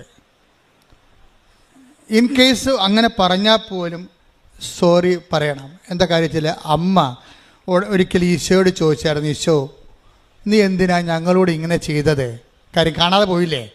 അപ്പോൾ ദേവാലയത്തിൽ പോയി ഒരു ദിവസത്തിന് ശേഷമല്ലേ അമ്മ കണ്ടുമുട്ടിയത്. അപ്പോൾ അമ്മയ്ക്ക് ഭയങ്കര വിഷമമായി. ഒരു സോറി പോലും പറയാതെ ഈശോ ഇവിടെ തങ്ങിയില്ലേ. അങ്ങനെ ആദ്യമായിട്ട് ചെയ്യണതാ. അതുകൊണ്ട് അമ്മയ്ക്ക് ഭയങ്കര വിഷമമായി. ഒന്നാമത് കാശും കയ്യിലില്ല, തിരിച്ചു പോകാനുള്ള കാശും കൊണ്ടാണ്, മിനിമം കാശും കൊണ്ടല്ലേ ഈ കാർപ്പൻ്ററിൻ്റെ വൈഫ് വരണത്. അങ്ങേരെ ഉടിയും കൊട്ടുപൊടിയും എടുത്തിട്ടല്ലേ കഞ്ഞി വെച്ച് പോണത്. അതിൻ്റെ അകത്തുനിന്ന് ബാക്കിയുള്ള നക്കാപ്പിച്ച കാഴ്ച പിടിച്ച് വെച്ചിട്ടാണല്ലോ ഒരു കൊല്ലം കഴിയുമ്പോൾ പള്ളി കൂശി പൊട്ടിച്ച് പള്ളിയെ വന്നത്. എന്നിട്ട് ഇപ്പോൾ ഇരട്ടിപ്പണിയായില്ലേ. ആലപ്പുഴയിൽ നിന്ന് തൃശ്ശൂർ വരെയുള്ള യാത്ര ഉണ്ട്. തൃശ്ശൂർ എത്തിയിട്ട് ഈശോ അവിടെ നിന്ന് അമ്മ എറണാകുളത്ത് എത്തിയപ്പോഴാണ് അറിയണത് ഈശോ ഇവിടെ ഇല്ലെന്ന്. പിന്നെ തിരിച്ചു പോയി. അപ്പോൾ അങ്ങോട്ടും ഇങ്ങോട്ടും ഇരട്ടി യാത്രയായി. അപ്പോൾ ഈശോ അമ്മ ചോദിക്കും, എന്താ ഈശോ ഇങ്ങനെ ഞങ്ങളോട് ചെയ്തത്? നിൻ്റെ അപ്പ എന്തുമാത്രം വിഷമിക്കണമെന്നറിയാവോ? ഞങ്ങൾ എന്തുമാത്രം വിഷമിച്ചെന്നറിയാം. അപ്പോൾ ഈശോ എന്ന് പറയും, എന്താ കാര്യം? ചില കാര്യങ്ങൾക്ക് ദൈവത്തിന് നമ്മളോട് പറയാൻ പറ്റത്തില്ല. സ്വന്തം മകനാണെങ്കിലും പറയാൻ പറ്റത്തില്ല. അപ്പോൾ ചില കാര്യം ദൈവം നമ്മളോട് പറയത്തില്ല. എന്തുകൊണ്ട് അങ്ങനെ ചെയ്തെന്ന് നിങ്ങൾ ചോദിക്കരുത്. കാര്യം ഈശോയ്ക്ക് വേണമെങ്കിൽ സോറി പറയാമായിരുന്നു, പറഞ്ഞില്ല. എന്താ പറഞ്ഞത്? നിങ്ങളറിയണം. എന്തറിയണം? ദൈവഹിതം നിങ്ങളറിയാൻ ബാധ്യസ്ഥയാണ്. ഞാൻ എൻ്റെ പിതാവിൻ്റെ കാര്യത്തിൽ വേവൃതന ആകേണ്ടവനാണെന്ന് നിങ്ങൾക്ക് അറിയില്ലേ എന്ന് വെച്ച് കഴിഞ്ഞാൽ, നിങ്ങൾ ഉടമ്പടി എടുത്ത് ദൈവത്തിൻ്റെ അമ്മയുടെ അപ്പൻ്റെ വചനത്തിൻ്റെ നടപ്പിൽ വരുത്തുന്ന ആൾക്കാരായിട്ട് ഉയരുമ്പോൾ ചില കാര്യങ്ങൾ ദൈവഹിതത്തിന് വിടണമെന്ന് നിങ്ങൾക്കറിയണം. അതുകൊണ്ട് ചില കാര്യങ്ങൾ ദൈവം നിങ്ങൾക്ക് ചെയ്തു തരാത്തത് എന്താണെന്ന് നിങ്ങൾ ദൈവത്തോട് ചോദിക്കരുത്. അമ്മ പക്ഷേ ചോദിച്ചു കഴിഞ്ഞപ്പോൾ അമ്മയ്ക്ക് മനസ്സിലായി അങ്ങനെ ചോദിക്കേണ്ടിയില്ലായിരുന്നെന്ന്. വീട്ടിൽ വന്നപ്പോൾ എന്ത് ചെയ്ത്? ഹൃദയത്തിൽ സംഗ്രഹിച്ചു. അതിന് മറുപടി ചോദിച്ചില്ല. നീ എന്താ എന്നോട് അങ്ങനെ ചോദിച്ചത് അവിടെ വെച്ച്? നിൻ്റെ നീ പറയാതെ നിൻ്റെ ഹിതം നീയല്ലേ ദൈവം? ഞാൻ നിന്നെ പെറ്റെടുക്കാൻ വേണ്ടി ദൈവം എന്നെ ഉപകരണമാക്കിയല്ലേ? നിനക്കൊരു വാക്കിന് പറഞ്ഞാൽ കുഴപ്പമൊന്നുമില്ല. ഞാനല്ല അങ്ങനെ ഒന്നും ചോദിച്ചില്ല. ഈശോയോട് വീട്ടിൽ വന്ന് തർക്കുത്തരം പറയാൻ അമ്മ തയ്യാറായില്ല. അതിന് പകരം എന്താ ചെയ്തത്? അവളെ ഹൃദയത്തിൽ സംഗ്രഹിച്ചു. ചില കാര്യങ്ങൾ ദൈവത്തിൽ നമ്മളോട് പറയാൻ പറ്റത്തില്ല, നമ്മൾക്ക് ഹൃദയത്തിൽ സംഗ്രഹിക്കാൻ പറ്റത്തേ ഉള്ളൂ. അതാണ് നിൻ്റെ അന്നു വേണ്ട ആഹാരം, അതാണ് ദൈവഹിതം, അതാണ് നിൻ്റെ നല്ല ആത്മാവിലേക്ക് നീ സഞ്ചരിച്ചെത്തുന്നതിൻ്റെ സൂചന. കൈയടിക്കട്ടെ. ഹല്ലേലൂയ ഹല്ലേലൂയ, ഹല്ലേലൂയ, ഹല്ലേലൂയ, ഹല്ലേലൂയ. മഹത്വം യേശുവേ നന്ദി, ഹല്ലേലൂയ, ഹല്ലേലൂയ. ആരാധന ഹല്ലേലൂയ ഹല്ലേലൂയ യേശുവേ നന്ദി. എന്തു നല്ലമ്മ എന്നുടെ അമ്മ, എനിക്കും ഈശോയ്ക്കും ഒരേ അമ്മ. എന്തു നല്ലമ്മ എന്നുടെ അമ്മ, എനിക്കും ഈശോയ്ക്കും ഒരേ അമ്മ. പരിശുദ്ധ പരമ ദിവ്യകാരുണ്യത്തിന് നേരവും ആരാധനയും സ്തുതിയും പുകഴ്ചയും പരിശുദ്ധ ഉണ്ടായിരിക്കട്ടെ. പരമ ദിവ്യകാരുണ്യത്തിന് നേരവും ആരാധനയും സ്തുതിയും പുകഴ്ചയും ഉണ്ടായിരിക്കട്ടെ. എൻ്റെ മക്കളെ, whatever happens to us, എല്ലാ സമയങ്ങളും നിങ്ങൾ ദൈവത്തോട് പ്രാർത്ഥിക്കേണ്ടത്, ഉടമ്പടിയിൽ പുതുക്കി കഴിഞ്ഞാൽ ഒരു നിയോഗം വെക്കേണ്ടത് എന്താണെന്നറിയാവോ? കർത്താവെ, സമയത്തും അസമയത്തും സുവിശേഷം പ്രസംഗിക്കണമെന്ന് എന്നോട് പറഞ്ഞിട്ടുണ്ട്. സമയത്തും അസമയത്തും സുവിശേഷത്തിൻ്റെ ചൈതന്യം ഉൾക്കൊള്ളാൻ എന്നെ സഹായിക്കണമേ. Take the bed of God. സമയത്തും അസമയത്തും സുവിശേഷം പ്രസംഗിക്കുക. ശ്രുതികട ഹല്ലേലൂയ, ഹല്ലേലൂയ, ഹല്ലേലൂയ, ഹല്ലേലൂയ, ഹല്ലേലൂയ. യേശുവേ നന്ദി, ഹല്ലേലൂയ, ഹല്ലേലൂയ, ഹല്ലേലൂയ, ഹല്ലേലൂയ, ഹല്ലേലൂയ. യേശുവേ ആരാധന, ആരാധന, ആരാധന. യേശുവേ നന്ദി, മഹത്വം, മഹത്വം, മഹത്വം. ഹല്ലേലൂയ, ഹല്ലേലൂയ. 2 തിമോത്തിയോസ് 4:2. 2 തിമോത്തി 4:2. വചനം പ്രസംഗിക്കുക, വചനം പ്രസംഗിക്കുക. സാഹചര്യങ്ങൾ അനുകൂലമാണെങ്കിലും അനുകൂലമാണെങ്കിലും അല്ലെങ്കിലും ജാഗരൂകതയോടെ വർത്തിക്കുക. മേ ബി, അതായത് നമ്മളെ സംബന്ധിച്ചിടത്തോളം ഉടമ്പടി എടുത്തു കഴിഞ്ഞാൽ പിന്നെ നമ്മുടെ ഓപ്ഷൻ എന്ന് പറയുന്നത് വചന കൈമാറ്റമാണ്. ചിലപ്പോൾ അനുകൂല സാഹചര്യം വരും, ചിലപ്പോൾ പ്രതികൂല സാഹചര്യം വരും. നിങ്ങൾക്ക് സുവിശേഷത്തിനൊരു നിലപാടുണ്ട്. ഇപ്പം സുവിശേഷം കൊടുക്കുക, സാഹചര്യം അനുകൂലമാണെങ്കിലും അല്ലെങ്കിലും. അതുപോലെ തന്നെയാണ് സുവിശേഷത്തിന് സാക്ഷ്യമാകുക, സാഹചര്യം അനുകൂലമാണെങ്കിലും അല്ലെങ്കിലും. ഒന്ന് പറഞ്ഞ്, സുവിശേഷത്തിന് സാക്ഷ്യമാവുക, സാഹചര്യം അനുകൂലമാണെങ്കിലും അല്ലെങ്കിലും. ഇതിന് രണ്ടിനും ആത്മീയമായിട്ട് ഒരേ വാല്യൂ ആണ്. അനുകൂല സാഹചര്യത്തിൽ നീ സുവിശേഷത്തിന് സാക്ഷിയാകണതിനും 10 മാർക്കുണ്ട്. പ്രതികൂല സാഹചര്യത്തിൽ നീ സുവിശേഷം സാക്ഷിയാകണതിന് ചിലപ്പോൾ 15 മാർക്ക് കിട്ടുമെന്ന് വരും. അപ്പം സാഹചര്യത്തെ സംബന്ധിച്ചിടത്തോളം അല്ല പ്രധാനപ്പെട്ട സാഹചര്യം. എന്ത് സംഭവിക്കാം? ചിലപ്പോൾ നീ ഒരു ഭർത്താവ് മരിച്ച വിധവയായിരിക്കാം. ചിലപ്പോൾ നീ 2 അബോർഷൻ കഴിഞ്ഞിട്ടുള്ള ഇങ്ങനെ കൂടെ അബോർഷൻ ടെൻഡൻസി കാണിക്കുന്ന ഒരു ഗർഭപാത്രമൊക്കെ നിനക്കുള്ളത്. സാഹചര്യം എന്തുമാകാം നിൻ്റെത്. പക്ഷേ ഇതെല്ലാം കഴിഞ്ഞിട്ട് വയറെ പത്തി പിടിച്ച് ദൈവത്തിൻ്റെ തന്തയ്ക്ക് വിളിച്ചൊരു കാര്യമില്ല. എന്താ ചെയ്യേണ്ടത്? കർത്താവെ, ഞാൻ നിൻ്റെ മുമ്പിലൂടെ പോവുകയാണ്. കാര്യം ഉടമ്പടി ചെയ്യുമ്പോൾ ആദ്യം പറഞ്ഞത് എന്താണ്? ദാവീദ് പറഞ്ഞതും എബ്രഹാം പറഞ്ഞതും ഒരു കാര്യമാണ്. എന്താണ്? എബ്രഹാത്തിനോട് ദൈവം പറഞ്ഞത് എന്താണ്? നീ എൻ്റെ മുമ്പാകെ ഉണ്ടാകണം, സാഹചര്യം അനുകൂലമായാലും പ്രതികൂലമായാലും. മനസ്സിലായോ? വേറെ കണ്ടവൻ്റെ പുറകെ മുമ്പേ പോയി നിൽക്കരുതെന്ന് അർത്ഥം. Take the bed of God 17:3. ശ്രുതിക്കട്ടെ ഹല്ലേലൂയ.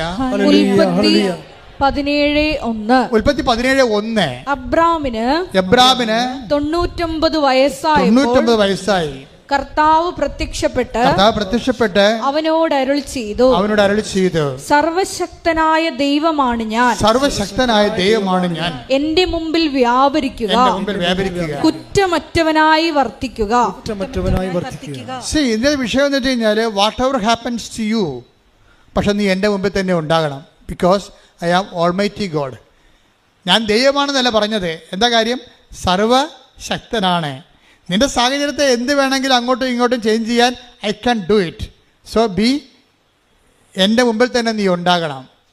എന്ന് വെച്ചാൽ നമ്മുടെ സാഹചര്യം അനുകൂലമായാലും പ്രതികൂലമായാലും നമ്മൾ ദൈവത്തിൻ്റെ തിരുസന്നിധി ഉണ്ടാകണം. അല്ലാതെ ഇന്ന് കൊച്ചു സൈക്കിളെ ഇടിച്ച് അല്ലെങ്കിൽ മകളെ പട്ടി കടിച്ചെന്നും പറഞ്ഞ് ഇന്ന് കുടുംബപ്രാർത്ഥന വേണമെന്ന് പറയരുത്. നീ ദൈവത്തിന് മുമ്പിലല്ല അപ്പോഴും. ഇന്ന് നമ്മൾ ഉടമ്പടി എടുത്തിട്ട് അപ്പോൾ നമ്മൾ പച്ചത്തിരി കത്തിക്കുമ്പോൾ തന്നെ ഭർത്താവ് അവിടെ കിടന്ന് 2 സ്മോളൊക്കെ വിട്ടിട്ട് അവിടെ കിടന്ന് പറയും, പച്ചത്തിരി കത്തിച്ച് കൊച്ചിനെ പട്ടി കടിച്ചെന്ന് പറയും. ഭ്രാന്തൻ എന്തെങ്കിലും പറയട്ടെ, you don't mind about it. കാരണം നിന്നോട് എന്താ പറഞ്ഞിരിക്കണത്?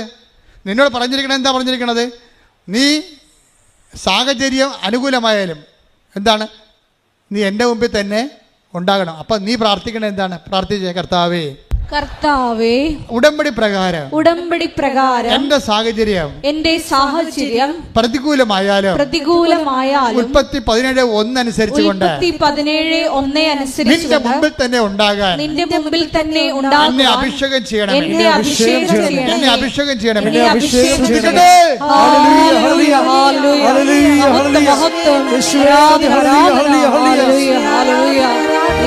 ആരാധന ദേവപിതാവേ, നന്ദി ദേവപിതാവേ, മഹത്വം ദേവപിതാവേ, ആരാധന. കൈയടിച്ചോണ്ട് സന്തോഷത്തോടെ എന്റെ ഉള്ളിൽ വസിക്കാൻ വരണേ, ആത്മാവാം ദൈവമേ വരണേ, എന്റെ ഉള്ളിൽ വസിക്കാൻ വരണേ, ദാഹിച്ചു നിന്നെ ഞാൻ തേടുന്നു, സ്വർഗം തുറന്നിറങ്ങി നീ വരണേ, ദാഹിച്ചു നിന്നെ ഞാൻ തേടുന്നു, സ്വർഗം തുറന്നിറങ്ങി നീ വരണേ, ആത്മാവാം ദൈവമേ വരണേ, എന്റെ ഉള്ളിൽ വസിക്കാൻ വരണേ. പരിശുദ്ധ പരമദിവ്യകാരുണ്യത്തിന് ആരാധനയും സ്തുതിയും പുകഴ്ചയും ഉണ്ടായിരിക്കട്ടെ. എന്റെ മക്കളെ, നിങ്ങളുടെ കയ്യിൽ നിന്നൊരു കൈ അബദ്ധം വന്നു വിചാരിച്ചോ? നിങ്ങൾക്ക് നിങ്ങളുടെ സ്വഭാവത്തിൻ്റെ രീതി അനുസരിച്ചുകൊണ്ട് ചിലപ്പോൾ അശ്രദ്ധ വരും. ഉടമ്പടി എടുത്താലും ചിലപ്പോൾ ഉടമ്പടി ജീവിക്കുകയാണെങ്കിൽ ശരി, ചില കയ്യബദ്ധങ്ങൾ വന്നു കഴിഞ്ഞായിരിക്കും അറിയണം, ദൈവമേ ഞാൻ ഉടമ്പടി എടുത്താണല്ലോ, ഞാൻ ഓർത്തില്ലല്ല, അബദ്ധമായി പോലല്ല, അങ്ങനെ ചെയ്യരുതായിരുന്നു, അങ്ങനെ പറയരുതായിരുന്നു, ഇനിയിപ്പോൾ എന്ത് ചെയ്യും, കുമ്പസാരിക്കാതെ ഉടമ്പടി ചെയ്യാൻ പറ്റുമോ? എൻ്റെ മകളെ, നീ ഒന്നും ചെയ്യേണ്ട, സോറി എന്ന് പറഞ്ഞാൽ മാത്രം മതി. എന്താ കാര്യം എന്നറിയാവോ? ഒരു സോറി പറഞ്ഞൊരു മനുഷ്യനാണ് ഇസ്രായേൽ ഭരിച്ചത്, നീ ഓർക്കണം. ഞാൻ ദാവീദിൻ്റെ കുഴിമാടത്ത് ചെല്ലുമ്പോൾ അവിടെ 1.5 മണിക്കൂർ നിന്ന് പ്രാർത്ഥിച്ചിട്ട് എൻ്റെ കൂട്ടം തെറ്റിപ്പോയൊരു മനുഷ്യനാണ് ഞാനും വിജയകുമാറും. ഞങ്ങൾ ഈ ദാവീദിൻ്റെ കുഴിമാടം കണ്ടപ്പോഴെല്ലാം മറന്നുപോയി. അവിടെ നിന്ന് അങ്ങോട്ട് പ്രാർത്ഥിക്കാൻ തുടങ്ങി. കാര്യം ഞങ്ങൾക്ക് മുമ്പ് നിൽക്കുന്ന 2 യഹൂദന്മാർ ധൂപം ഇങ്ങനെ അർപ്പിച്ചുകൊണ്ട് അവരിങ്ങനെ സങ്കീർത്തനങ്ങൾ പാടി ആടി അവരിങ്ങനെ നിർവൃതി നിൽക്കുകയാണ്. എത്ര കൊല്ലം, 2500 കൊല്ലം മുമ്പ് മരിച്ചുപോയി, 2000 അല്ല 10,000-3000 കൊല്ലം മരിച്ചുപോയ ദാവീദ് സിംഹാസനം, ദാവീദിൻ്റെ കുഴിമാടത്തിൽ ഈ യഹൂദ പുരോഹിതന്മാർ ഇരുന്നുകൊണ്ട് ധൂപാർച്ചന നടത്തി പ്രാർത്ഥിക്കുന്ന കണ്ടപ്പോൾ പ്രാർത്ഥന എന്താണ് നമ്മൾ ഇത്രയും നാൾ പ്രാർത്ഥനയേക്കാൾ വേറൊരു പ്രാർത്ഥന ഉണ്ടല്ലോ, ഇങ്ങനെ തീഷ്ണമായിട്ട് 24 മണിക്കൂർ ആ മനുഷ്യനവിടെ നിന്ന് പ്രാർത്ഥിക്കുകയാണ്. അപ്പം ഞാനും കൂടെ നിന്ന്, വിജയകുമാരൻ കൂടെ നിന്ന് പ്രാർത്ഥിക്കുകയാണ്. ഞങ്ങൾ 1.5 മണിക്കൂർ അറിയാതെ നിന്ന് പ്രാർത്ഥിച്ചു പോയി. തിരിഞ്ഞു നോക്കിയപ്പോൾ കൂട്ടം കാണുന്നില്ല. പഴയ ജെറുസലേമിലാണ്, അകപ്പെട്ടു പോയി. പിന്നെ ഞാൻ കൊന്തയല്ലി ആണ് ആ പണ്ടി ടെല്ലവീവിലേക്ക് ജെറുസലേമിലേക്ക് കണ്ടുപിടിച്ചത്. കൊന്തയല്ലി 1.5 മണിക്കൂർ നടന്നു പോയപ്പോൾ അതിൻ്റെ അത് പെട്ടുപോയി, പിന്നെ രക്ഷപ്പെടാൻ പാടില്ല. പക്ഷെ മാതാവ് കൂടെ ഉണ്ടായിരുന്നു. എനിക്ക് ഞാൻ കാറിൽ പോകുമ്പോൾ അമ്മയോട് പറഞ്ഞു, അമ്മേ ഞാൻ ഹോട്ടലിൽ നിന്ന് ഇറങ്ങിയപ്പോൾ വണ്ടി ഏതാണെന്ന് കണ്ടില്ല, അതിൻ്റെ ഡിസൈൻ അറിഞ്ഞില്ല, അതിൻ്റെ പേരറിയാൻ പാടില്ല, ഞങ്ങളെ കൊണ്ടുവന്ന ഞങ്ങൾക്ക് ഈ 16 ലൈൻ റോഡാണ്, നമ്മുടെ 4 ലൈനല്ല 16 ലൈൻ റോഡാണ്. അങ്ങോട്ടും ഇങ്ങോട്ടും വണ്ടി ഇങ്ങനെ നൂല് പോലെ ഇങ്ങനെ പാകിയിട്ടിരിക്കുകയാണ്. അതിൻ്റെ ഇടയ്ക്ക് ഈ പണ്ടി ഇവിടെ പോയി. നേരത്തെ അവർ ഞങ്ങളുടെ ഹോട്ടലിൽ നിന്ന് ഇറങ്ങിയപ്പോഴേ പറഞ്ഞാൽ, നിങ്ങൾ ഒരു കാരണവശാലും കൂട്ടം തെറ്റി പോയരുത്, കൂട്ടം തെറ്റി പോയാൽ ഹോട്ടലിലേക്ക് വിളിക്കാനേ പറ്റത്തുള്ളൂ എന്ന് പറഞ്ഞ് ഹോട്ടലിൻ്റെ നമ്പർ തന്ന്. ഹോട്ടൽ 90 കിലോമീറ്റർ അകലെയാണ്. പക്ഷേ വിജയകുമാറിൻ്റെ ഫോണിൽ ചാർജുമില്ല. അപ്പോൾ അതിൻ്റെയൊക്കെ അകപ്പെട്ടു. പഴയ ജെറുസലേമിനകത്ത് കുഡൂസിൽ അകപ്പെട്ടു പോയി. അപ്പോഴെന്ത് ചെയ്യും? ഞാൻ പറഞ്ഞു, ഒന്നും ചെയ്യണ്ട, ജപമാല ചെല്ലാൻ പറഞ്ഞ്.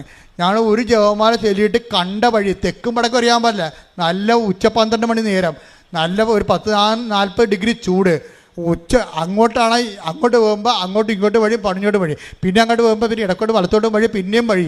ഏത് വഴിയാണ് റോഡെന്ന് എവിടെ എത്തുമെന്ന് ഒരു പിടിയില്ല, വെച്ച് നടക്കുകയാണ്. അപ്പം ഞാൻ പറഞ്ഞു, അമ്മേ നീ നടന്ന വഴിയാണത്, ഞങ്ങൾക്ക് 2 പേർക്ക് ആദ്യമായിട്ട് ഇവിടെ വന്ന് ലാൻഡ് ചെയ്യേണ്ടതാണ്, ഞങ്ങൾക്ക് ഇവിടുത്തെ വഴിയൊന്നും അറിയത്തില്ല, ഞങ്ങളുടെ വണ്ടിയും അറിയത്തില്ലെന്ന് പറഞ്ഞു. അപ്പം ഞാനീ കൊന്ത ചൊല്ലി തീരും, അപ്പം നീ ഞങ്ങളുടെ വഴിയിലെത്തിച്ചിരിക്കുമെന്ന് പറഞ്ഞു. അപ്പോൾ വിജയകുമാർ പറഞ്ഞ്, അപ്പോഴാദ്യമായിട്ടാണ് ഒരു വിശ്വാസം പ്രയോഗത്തിൽ വരണത്. പുള്ളിക്ക് കണ്ടപ്പോൾ ഞെട്ടണതങ്ങനെ. ഞാൻ പറഞ്ഞു, 5-ാമത്തെ ദിവസത്തിൻ്റെ പിതാവിൻ്റെയും പുത്രൻ്റെയും പറഞ്ഞപ്പോൾ ഉണ്ട് ഞങ്ങൾ റോഡേ എത്തി അവിടെ. പക്ഷേ റോഡേ എത്തുമ്പോൾ എന്ത് റോഡാണ് ഈ കാണുന്നത്? 16 ലൈൻ റോഡാണ്. ഇൻ്റർനാഷണൽ സിറ്റിയല്ലേ. അവിടെ ചെന്ന് അകപ്പെട്ട് ഏത് വണ്ടി നമ്മുടെ വണ്ടി എവിടെ പോയെന്ന് ആർക്കറിയാം? നമ്മുടെ മൊബൈലും വർക്ക് ചെയ്യണില്ല. എനിക്ക് പിന്നെ റോമിംഗ് ഇല്ല. സാറിന് റോമിംഗ് ഉണ്ട്, പക്ഷേ അവിടെ ബാറ്ററി വർക്ക് ചെയ്യണില്ല. ആകെപ്പാടെ കുഴപ്പത്തിലായി വിജയകുമാറിനോട് പറഞ്ഞു, സാറേ ഒരു വണ്ടി, ഞാൻ പറഞ്ഞു സാറേ ഒരു വണ്ടി എടുക്ക്. ഒരു ടാക്സി എടുത്ത് ടാക്സി വന്ന് നിന്ന് ടാക്സിക്കാരൻ ഞങ്ങളോട് ചോദിക്കുകയാണ് എവിടെ പോകണമെന്ന്. ഞങ്ങൾക്കറിയാമല്ലോ എവിടെ പോകണമെന്ന്. ഞങ്ങളുടെ വണ്ടി പിടിക്കാനാണ് ഇയാളെ വിളിച്ചിരിക്കണമെന്ന് അറിയാമോ? അപ്പോൾ വണ്ടി എവിടെയാണെന്ന് ഞാൻ ചോദിക്കത്തില്ലേ? അപ്പോൾ ഞാൻ പറഞ്ഞു ഗെറ്റലാണെന്ന് പറഞ്ഞു, മുമ്പോട്ട് പോകാൻ പറഞ്ഞു കഴിഞ്ഞപ്പോൾ ഇയാൾ ഇടയ്ക്കിടയ്ക്ക് പറയുന്നുണ്ട്. അപ്പോൾ ഇയാൾ എവിടെ പോകണമെന്ന് പറഞ്ഞ്, അപ്പോൾ സാറ് പറഞ്ഞ് ഗെറ്റലാണ് അപ്പോൾ മുമ്പോട്ട് പോകാം ഗ്രോഫ്രണ്ട് അത് പറയുന്നുണ്ട്. പക്ഷേ അപ്പം ഞങ്ങൾ രണ്ടും കൂടി ജവമാല ചൊല്ലിക്കൊണ്ടിരിക്കുകയാണ്. എൻ്റെത് ഡ്രൈവറും വണ്ടിയൊന്നും അല്ല പ്രശ്നം, ഈ ജവമാല കൃത്യമായിട്ട് ചെല്ലുക എന്നുള്ള ആ സമയത്ത് ജവമാല ചൊല്ലിക്കൊണ്ടേ ഇരിക്കുകയാണ്. അപ്പോൾ എൻ്റെ മനസ്സിൽ സാറിനോട് പറഞ്ഞു, സാറേ 5ാമത്തെ ദിവരഹസ്യത്തിന് നമ്മൾക്ക് ഈ സ്ഥലത്തെത്തിയെങ്കിൽ അടുത്ത കൊന്ത തീരുമ്പോൾ ഈ വണ്ടി കൊണ്ടുവന്ന് നമ്മുടെ മുമ്പിൽ അമ്മ തരുമെന്ന് പറഞ്ഞു. അമ്മ തരും. അപ്പോൾ ഞാൻ സാറും കൂടി ചെല്ലിയിട്ട് അപ്പോൾ ഡ്രൈവർ ഇടയ്ക്ക് ഞങ്ങളെ പ്രാർത്ഥനയ്ക്ക് ഉതപ്പുണ്ടാക്കുന്നുണ്ട്. അയാൾ അപ്പോൾ വിജയകുമാർ ചോദിച്ചു, വാ മിണ്ടാതിരിക്കേ, നിങ്ങൾക്ക് എത്ര രൂപ വേണം? അപ്പോൾ പറഞ്ഞ് എന്താ അയാൾ $500. ഉടനെ $500 എടുത്ത് അയക്ക് കൊടുത്ത്. എവിടെ? 2 കിലോമീറ്ററേ പോയിട്ടുള്ളൂ. ഞങ്ങൾ മണ്ടന്മാരെ ഇന്ത്യക്കാരാണെന്ന് അയാൾക്കറിയാം. കാര്യം ഇത് വഴി അറിയാൻ വല്ലതും കയറി ഇരിക്കുക, സ്ഥലം പറയാവല്ലിരിക്കുക. ഇന്ത്യക്കാരുടെ ആരും 2 മണ്ടന്മാർ കേട്ടിട്ടുണ്ട്. ഇന്ത്യക്കാരെ മണ്ണൊന്നും വേണ്ട, ഇന്ത്യക്കാർ ലോകത്തിലെ ഏറ്റവും വലിയ ബുദ്ധിയുള്ളവരാണ്. പക്ഷേ ഞങ്ങൾ അവിടെ ചെന്നപ്പോൾ ഞങ്ങൾക്ക് വഴി പറഞ്ഞ് ഞങ്ങൾക്ക് അറിയത്തില്ല അവിടെ തെക്കും വടക്കും. ഞങ്ങളുടെ ജീവിതം അങ്ങനെ അകപ്പെട്ടിരിക്കുകയാണ്. അപ്പോൾ എൻ്റെ മനസ്സിലിരിക്കണ കൊന്ത മാത്രമേ ഒരു ഉറപ്പുള്ളൂ. ഇതാണ് നമ്മുടെ ഈ എന്താ പാത്ത് ഫൈൻഡർ എന്ന് പറഞ്ഞ സാധനം. ഇതാണ്, ഇത് വെച്ചുള്ള കളിയാണ് നമുക്കറിയാവുന്നത്. അപ്പോൾ ഞാൻ ഈ കൊന്ത തീരണ സമയത്ത് 4ാമത്തെ കൊന്ത തീരുമ്പോൾ തന്നെ അമ്മ പറഞ്ഞ് വണ്ടി ചുവപ്പാണെന്ന് പറഞ്ഞേ. അപ്പോൾ വണ്ടി ചുവപ്പ് നിറവാണ്, താഴെ കറുപ്പുണ്ടെന്ന് പറഞ്ഞ്. ഞാൻ ഉടനെ സാറിനോട്, സാറേ ചുവപ്പ് വണ്ടിയാണെന്ന് അമ്മ പറയുന്നുണ്ട്, താഴെ കറുപ്പുണ്ടെന്ന് പറയുന്നുണ്ട്. 5ാമത്തെ രഹസ്യം ചൊല്ലി അവസാനിക്കുമ്പോൾ ചുവപ്പും കറുപ്പും വണ്ടി ഞങ്ങളുടെ മുമ്പിൽ കൊണ്ടുവന്ന അമ്മ. ഈ എൻ്റെ പ്രോബ്ലം വെച്ച് കഴിഞ്ഞാൽ ഇതെല്ലാമേ അനുഭവങ്ങളാണ്. അനുഭവങ്ങളെന്ന് പറയണത് അതാണ് പഠിപ്പിക്കലെന്ന് പറയണത്. ദൈവം അനുഭവങ്ങളിലൂടെയാണ് നമ്മളെ പഠിപ്പിക്കുന്നത്. Take the word of God away. 143:10 എടുത്ത് ശ്രുതിക്കട്ടെ. ഹല്ലേലൂയ ഹല്ലേലൂയ ഹല്ലേലൂയ ഹല്ലേലൂയ യേശുവേ നന്ദി. ഹല്ലേലൂയ ഹല്ലേലൂയ ഹല്ലേലൂയ ഹല്ലേലൂയ. ആരാധന ആരാധന. 143:10 സങ്കീർത്തനങ്ങൾ. അങ്ങയുടെ ഹിതം അനുവർത്തിക്കാൻ എന്നെ പഠിപ്പിക്കണം. അങ്ങയുടെ ഹിതം അനുവർത്തിക്കാൻ എന്നെ പഠിപ്പിക്കണമേ. എന്തെന്നാൽ അവിടുന്നാണ് എൻ്റെ ദൈവം. എന്തെന്നാൽ അവിടുന്നാണ് എൻ്റെ ദൈവം. അങ്ങയുടെ നല്ല ആത്മാവിനെ എന്നെ നിരപ്പുള്ള വഴിയിലൂടെ നയിക്കട്ടെ. Praise the Lord. അപ്പോൾ അങ്ങയുടെ ഹിതം അനുവർത്തിക്കുകയാണ് എൻ്റെ ആഹാരം. അതാണ് നിരപ്പുള്ള വഴികളിലൂടെ. അപ്പോൾ ദൈവത്തിൻ്റെ ഹിതം അനുവർത്തിക്കുന്ന വ്യക്തിയായി നമ്മൾ എപ്പോൾ മാറുന്നുവോ അപ്പോൾ നമ്മൾ നിരപ്പുള്ള വഴിയിലൂടെ വരും. കാര്യം ഇതിൻ്റെ വിഷയം എന്ന് പറയണത് വചനം കേൾക്കണമെങ്കിൽ വഴി നിരപ്പാക്കേണ്ടതുണ്ട്. അതുകൊണ്ടാണ് യോഹന്നാൻ മാന്താനെ കർത്താവിന് വഴിയൊരുക്കാൻ വേണ്ടി എന്ന് പറഞ്ഞ് പ്രത്യേകം മിഷൻ കൊടുത്ത് വിടേണ്ട കാര്യം എന്താണ്? ദൈവത്തിൻ്റെ ഹിതപ്രകാരം ജീവിക്കാൻ പറ്റിയൊരു സമൂഹത്തെ രൂപപ്പെടുത്തി എടുക്കാനുള്ള ജ്ഞാനസ്ഥാനം, പശ്ചാത്താപത്തിൻ്റെ ജ്ഞാനസ്ഥാനമാണ് യോഹന്നാൻ നൽകണത്. അപ്പം നിങ്ങൾക്ക് എപ്പോഴെങ്കിലും നിങ്ങൾ ചെയ്തു പോയ തെറ്റുകളെക്കുറിച്ച് ഒരു പശ്ചാത്താപം ഉണ്ടാവുകയും ദൈവത്തിൻ്റെ വചനം ജീവിക്കുകയും ചെയ്യണമെന്ന് തോന്നിയാൽ നിങ്ങൾ നിരപ്പുള്ള വഴികളിലേക്ക് വന്നു കഴിഞ്ഞു. പിന്നെ ദൈവമായിട്ട് അടുത്ത നടപടി ദൈവത്തിൻ്റെ ഇടപെടലാണ് ഉണ്ടാകുന്നത്. അതുകൊണ്ട് ഉടമ്പടിയുടെ ഉദ്ദേശമെന്ന് പറയണത് ആദ്യം തന്നെ നിരപ്പുള്ള വഴിയിലൂടെ സഞ്ചരിച്ചു കൊണ്ട് നല്ല ആത്മാവിലേക്ക് വരണം. എന്ന് വെച്ച് കഴിഞ്ഞാൽ നമ്മൾക്ക് നിങ്ങളുടെ ഉടമ്പടിയിലൂടെ മറ്റുള്ളവരുടെ മുമ്പിൽ മേക്കിട്ട് കയറാൻ പറ്റിയ ഒരു ഉദ്യോഗം ഉണ്ടാക്കണം. 10 പൈസ മറ്റവരെക്കാൾ മെച്ചമായിരിക്കണം നമ്മൾ. അതുപോലെ തന്നെ ഇതുപോലെ നമ്മുടെ ലോൺ പാസ്സാകുന്നതിലൂടെ നമുക്ക് അപ്പൻ്റെ ഒക്കെ നിന്ന് നമ്മൾ വീട് വെക്കാനുള്ള സ്ഥലം എഴുതി മേടിച്ച് കഴിഞ്ഞാൽ അനിയനെ എങ്ങനെയെങ്കിലും സ്കൂട്ട് ചെയ്യാം, അവിടുന്ന് ന്യൂട്രലാക്കി പുറത്താക്കാം എന്നൊക്കെയുള്ള പരിപാടികളൊക്കെ കയ്യിലുണ്ടെങ്കിൽ നല്ല ആത്മാവല്ലത്. നിങ്ങളുടെ നിയോഗം കൊണ്ട് തന്നെ നിങ്ങളെല്ലാവരും നീറി അവസാനിക്കണത്. എന്താ കാര്യം? എല്ലാ നിയോഗത്തിലും തരികിടമുണ്ട്. അതെല്ലാം ചെയ്തതിന് ശേഷം അത് നേടിയെടുത്തതിലൂടെ മറ്റുള്ളവർക്കൊരു പണി കൊടുക്കാൻ വേണ്ടി നിങ്ങൾ വിചാരിക്കുന്നുണ്ടാവും. ഇതാണ് വിഷയം. നിങ്ങൾക്ക് പണി തന്ന ആൾക്കാർക്ക് എല്ലാം മുമ്പിൽ തലേലും കെട്ടി ജീവിക്കാൻ വേണ്ടി നിങ്ങൾ ഭൗതിക ആനുകൂല്യത്തോട് ദൈവത്തോട് ചോദിച്ചു കഴിഞ്ഞാൽ അത് നല്ല ആത്മാവല്ല. അതുകൊണ്ട് അങ്ങനെയുള്ള നിയമങ്ങളെല്ലാം പൊളിച്ചെഴുതണം. എന്നിട്ട് നിരപ്പുള്ള വഴികളിലൂടെ ദൈവഹിതപ്രകാരം ജീവിക്കാൻ വേണ്ടി നിത്യത ലക്ഷ്യമാക്കിക്കൊണ്ട് പോകുമ്പോൾ അമ്മ ഓട്ടോമാറ്റിക്കായിട്ട് വന്ന് മധ്യസ്ഥം വഹിക്കും. അമ്മ മധ്യസ്ഥം വഹിക്കുന്ന രീതി കണ്ടില്ലേ? ആ ഒരു ജപമാല, ഒരു ജപമാല ഉണ്ടെങ്കിൽ നമുക്ക് ഈ ജന്മം അടുത്ത ജന്മം ജീവിക്കാൻ പറ്റും. അതാണ് ഞാൻ എൻ്റെ ജീവിതത്തിൽ നിന്ന് പഠിച്ചത്. കാര്യം ജപമാല മുഴുവനും ഫുൾ ഓഫ് കർത്താവിൻ്റെ റിഡംഷൻ്റെ വീണ്ടെടുപ്പിൻ്റെ മുഴുവനും രക്ഷാകര സമ്പൂർണ്ണ ബൈബിളിനെ ഇങ്ങനെ കാച്ചിക്കുറുക്കി അങ്ങനെ മണികളാക്കി വെച്ചിരിക്കുകയാണ് ജപമാലയിൽ. അതിനേക്കാൾ വലിയ പ്രാർത്ഥന ഇനി ഉണ്ടാകാൻ പോണില്ല. അതുകൊണ്ട് തന്നെയാണ് ഇതിൻ്റെ അകത്ത് നമ്മളിത് 1000 മണിയൊക്കെ ആയിട്ട് വർദ്ധിപ്പിക്കുന്നതിൻ്റെ കാര്യം.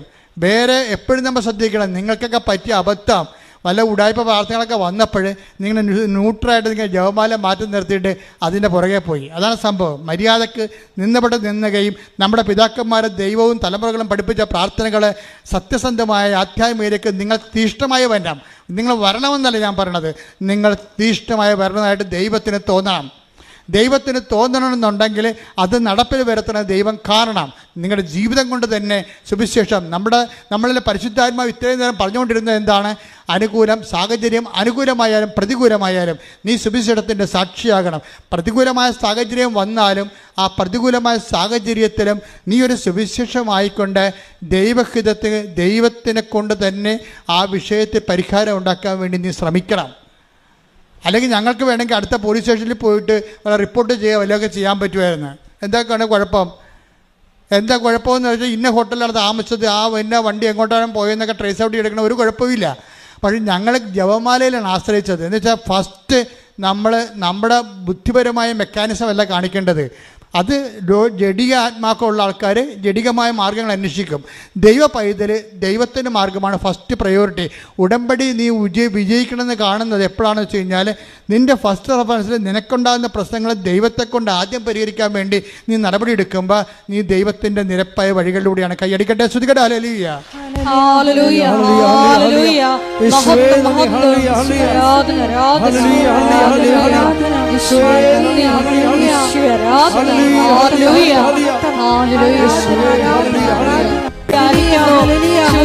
ആത്മാവിനാൽ നയിക്കപ്പെടുവാൻ എപ്പോഴും നിന്റെ ഹിതം അനുവർത്തിക്കുവാൻ ഈ ആരാധനയിലൂടെ ഞങ്ങൾ അഭിഷേകം ചെയ്യണമേ. ആരാധന ആരാധന. ഹല്ലേലൂയ, ഹല്ലേലൂയ, ഹല്ലേലൂയ, ഹല്ലേലൂയ. മഹത്വം, മഹത്വം. ഒരു നിമിഷം നിങ്ങളുടെ ജീവിത അവസ്ഥകളെ അമ്മയുടെ മധ്യസ്ഥത്തിൽ ഈശോയുടെ നാമത്തിൽ ഓർക്കുക. കണ്ണുകൾ കൂപ്പി കൈകളടച്ച്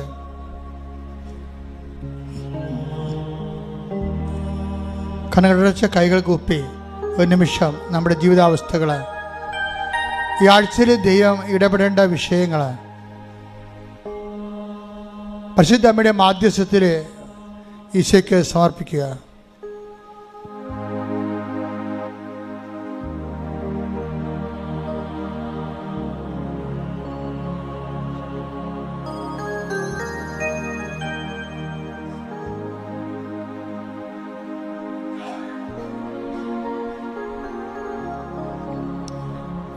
അച്ഛൻ പ്രാർത്ഥിക്കുമ്പോൾ സ്തുതിക്കട്ടെ. കർത്താവ് നിന്റെ ഉന്നതമായ നാമത്തിന് സ്വസ്ഥം ചെയ്യുന്ന കർത്താവ് നിന്റെ ഉന്നതമായ നാമത്തിന് സ്വസ്ഥം ചെയ്യണം. കർത്താവ് നിന്റെ വിശുദ്ധ പൗരോഹിത്യത്തെ മഹത്വപ്പെടുത്തണമേ. കർത്താവ് സഭയിലുള്ള സാന്നിധ്യം പ്രകടമാക്കണമേ. 38 കൊല്ലം ഞാൻ അർപ്പിച്ച കൃപാനയുടെ യോഗ്യതയാൽ കൃപാസ്ഥാനത്താലെ ജീവനോടെ പ്രത്യക്ഷപ്പെട്ട പരിശുദ്ധ അമ്മയുടെ മാധ്യസ്ഥത്തിലെ ഈ തീർത്ഥാടനത്തിൽ പ്രാർത്ഥിക്കുന്നവരുടെ മേൽ, ഓൺലൈനിൽ പ്രാർത്ഥിക്കുന്നവരുടെ മേലെല്ലാം കർത്താവിൻ്റെ തിരുമുറിവാർന്ന വലതുകരം സ്പർശിക്കട്ടെ. ശ്രുതിക്കട്ടെ. ഹല്ലേലൂയ, ഹല്ലേലൂയ, ഹല്ലേലൂയ, ഹല്ലേലൂയ. മഹത്വം, മഹത്വം. ഈശോ ആരാധന. ഹല്ലേലൂയ, ഹല്ലേലൂയ. ഈശോ ആരാധന. ഹല്ലേലൂയ. കർത്താവ് നിന്റെ നാഥനും രക്ഷകനുമായി ഏറ്റുപറയുന്ന എല്ലാ മക്കളോടും നീ കാരുണ്യം കാണിക്കണമേ. ഉച്ചമുള്ളങ്കാലം വരെ കർത്താവിൻ്റെ രക്തം പടരട്ടെ. എല്ലാ കോശങ്ങളിലും പേശികളിലും കർത്താവിൻ്റെ രക്തം പടരട്ടെ.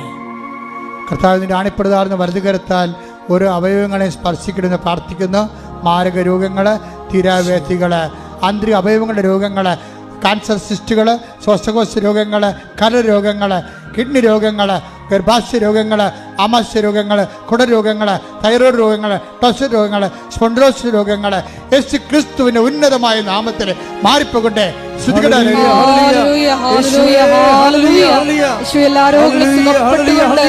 അങ്ങയുടെ നാമത്തെ ഈ ആരാധനയിലൂടെ വീണ്ടും വീണ്ടും മഹത്വപ്പെടുത്തണമേ. സദയം തുടരണേ സുഖമായിടും എൻ്റെ ഉള്ളം. പരിശുദ്ധ പരമദിവ്യ കാരുണ്യത്തിന് നേരവും ആരാധനയും സ്തുതിയും പുകഴ്ചയും ഉണ്ടായിരിക്കട്ടെ. മകളെ, വിവാഹിതരായവര് പക്ഷേ വിവാഹ ജീവിതത്തിലെ പലതരത്തിലുള്ള അസ്വാരസ്യങ്ങളുള്ളവര്, മക്കളില്ലാത്തവര്,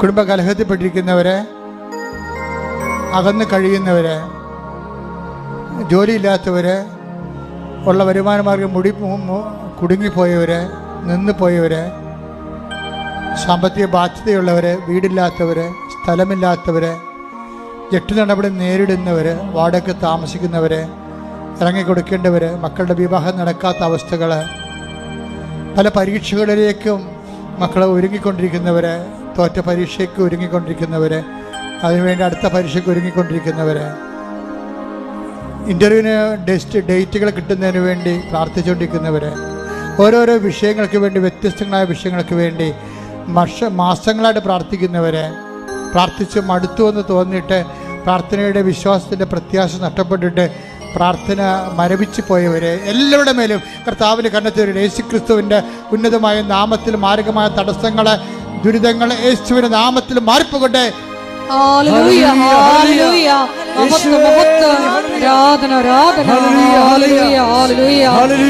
എല്ലാ ജീവിത ദുരിതങ്ങളും തടസ്സങ്ങളും പോയിക്കൊണ്ട് നാമത്തെ ഈ ആരാധനയിലൂടെ വീണ്ടും വീണ്ടും മഹത്വപ്പെടുത്തണമേ. യേശുവേ നന്ദി, ആരാധന. ഹല്ലേലൂയ. സൗഖ്യം വരേണമേ, എന്നിൽ നിറയണമേ, വരേണമേ, സൗഖ്യം നൽകണമേ. ഉടമ്പടി വെച്ച ഓരോ നിയോഗങ്ങളെ നിങ്ങൾ ഓർക്കുക, ഓൺലൈനിലുള്ളവരും ഓർക്കുക. ചില കാര്യങ്ങൾ ട്രൈ ചെയ്ത് മടുത്തിട്ട് മനസ്സിടിഞ്ഞു പോയവരെ കർത്താവ് അനുഗ്രഹിക്കേണ്ട സമയമാണിത്. അതിനുവേണ്ടിയാണ് ഇപ്പോൾ നമ്മൾ ഒരുമിച്ച് പ്രാർത്ഥിക്കുന്നത്. ശ്രദ്ധിക്കട്ടെ. ഹല്ലേലൂയ, ഹല്ലേലൂയ, ഹല്ലേലൂയ. മഹത്വം, മഹത്വം, ആരാധന, ആരാധന. ഹല്ലേലൂയ. അസ്ഥികൾ ഒരുങ്ങി, അതായത് മുട്ട് എപ്പോഴും കസേര ഇരിക്കണ കാണാം. പ്രധാന പ്രശ്നം മുട്ടുകുത്താൻ പാടില്ല. മുട്ടിൻ്റെ അസ്ഥികൾക്ക്, മുട്ടിൻ്റെ കുഴകൾക്ക് തേയ്മാനം എന്തൊക്കെയാണ്. ആ വ്യക്തി കർത്താവ് സുഖപ്പെടുന്നതായിട്ട് കാണിക്കുന്നുണ്ട്. ആരാധന, രോഗസൗഖ്യ സന്ദേശത്തിന് നന്ദി പറയുന്നു. ഞങ്ങളുടെ ഇടയിലുള്ള അവിടുത്തെ ജീവിക്കുന്ന സാന്നിധ്യത്തിന് നന്ദി പറയുന്നു. മഹത്വം, മഹത്വം, ആരാധന. ഒരു അഞ്ച് സ്ഥലമാകാം, ചിലപ്പോൾ ഡോളറാകാം, ചിലപ്പോൾ വേറെ നമ്മുടെ ഇന്ത്യൻ മണിയാകാം. 5-ലാണത് തുടങ്ങണത്. അതിൻ്റെ ഒരു ഡിസ്പ്യൂട്ടിൽ വളരെ മോശമായ ഒരു ജീവിതാവസ്ഥയിലേക്ക് ചെന്നെത്തിയിട്ട് ജോലി നഷ്ടപ്പെടുവോ, വരുമാനം മുടങ്ങുമോ എന്ന വിഷയത്തിൽ പ്രാർത്ഥിക്കുന്ന വ്യക്തിയെ, അതുപോലെയുള്ള കുരുക്ക് പിടിച്ച വിഷയത്തിനുമെല്ലാം ദൈവത്തിൻ്റെ കർത്താവിൻ്റെ ഉന്നതമായ ശ്രദ്ധയും ഈ പ്രാർത്ഥനയിൽ അതിൽ നിന്ന് വിടുതലും കർത്താവ് നൽകുന്നതായിട്ട് സൂചനയുണ്ട്. അതുപോലെ യാത്ര മുടങ്ങിപ്പോയവരെ, യാത്ര ചെയ്യാൻ പോകുന്നവരൊക്കെ കർത്താവ് അനുഗ്രഹിക്കുന്ന സമയമാണ്. അതിനുവേണ്ടി സ്തുതിക്കട്ടെ. ഹല്ലേലൂയ,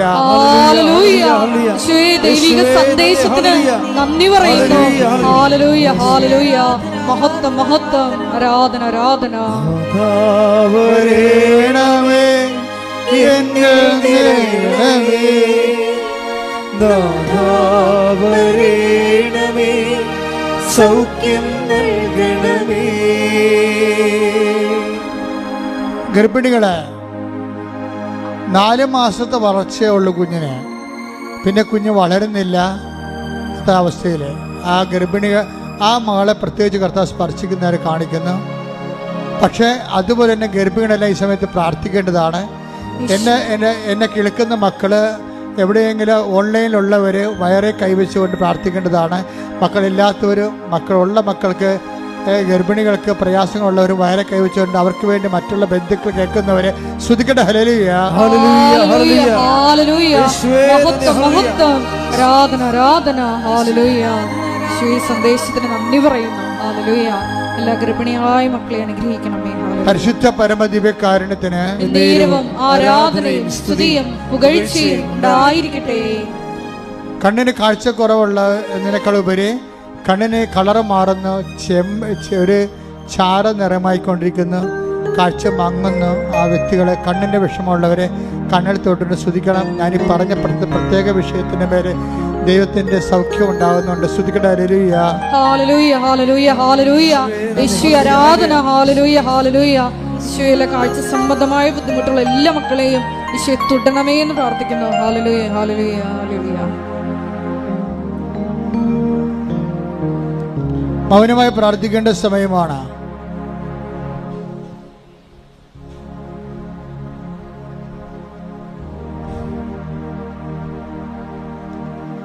മുട്ട നിൽക്കുക. ആരാധന ആശീർവാദമാണ്. ഒരിക്കൽ കൂടി മരിയൻ ഉടമ്പടിയിൽ സമർപ്പിച്ചിരിക്കുന്ന എല്ലാ വിഷയങ്ങളും, നമ്മുടെ ജീവിതത്തിൽ ഇപ്പോഴും നൊമ്പരപ്പെടുത്തുന്ന എല്ലാ വിഷയങ്ങളും ദൈവമാതാവിൻ്റെ മധ്യസ്ഥയിൽ ദിവ്യകാരുണ്യ സന്നിധിയിൽ സമർപ്പിച്ച് നമുക്ക് ഒരു നിമിഷം മൗനമായിട്ട് പ്രാർത്ഥിക്കാം. ഇന്നത്തെ ആരാധനയിൽ തിരുവചനത്തിലൂടെ നമ്മൾ ശ്രവിച്ചതുപോലെ ഈശോയെ, നിന്റെ ഹിതമനുസരിച്ച് ജീവിക്കുവാൻ, നല്ല ആത്മാവിനാൽ, ദൈവത്തിൻ്റെ ആത്മാവിനാൽ നയിക്കപ്പെട്ട് നിരപ്പായ വഴിയിലൂടെ സഞ്ചരിക്കുവാൻ ദിവ്യകാരുണ്യനാഥ ഞങ്ങളെ പഠിപ്പിക്കണമേ. ഭൂമിയിൽ അങ്ങയുടെ ഹിതം മാത്രം അനുവർത്തിച്ചുകൊണ്ട് നീ ഏൽപ്പിച്ച ജോലി പൂർത്തിയാക്കുവാൻ മരിയൻ ഉടമ്പടിയെടുത്ത് പ്രാർത്ഥിക്കുന്ന ഞങ്ങളെ ഓരോരുത്തരെയും തിരഞ്ഞെടുത്ത് അഭിഷേകം ചെയ്യണമേ എന്ന് പ്രാർത്ഥിച്ചുകൊണ്ട് ശിരസ് നമിച്ച് നമുക്ക് ദിവ്യകാരുണ്യനാഥന്റെ ആശീർവാദം സ്വീകരിക്കാം.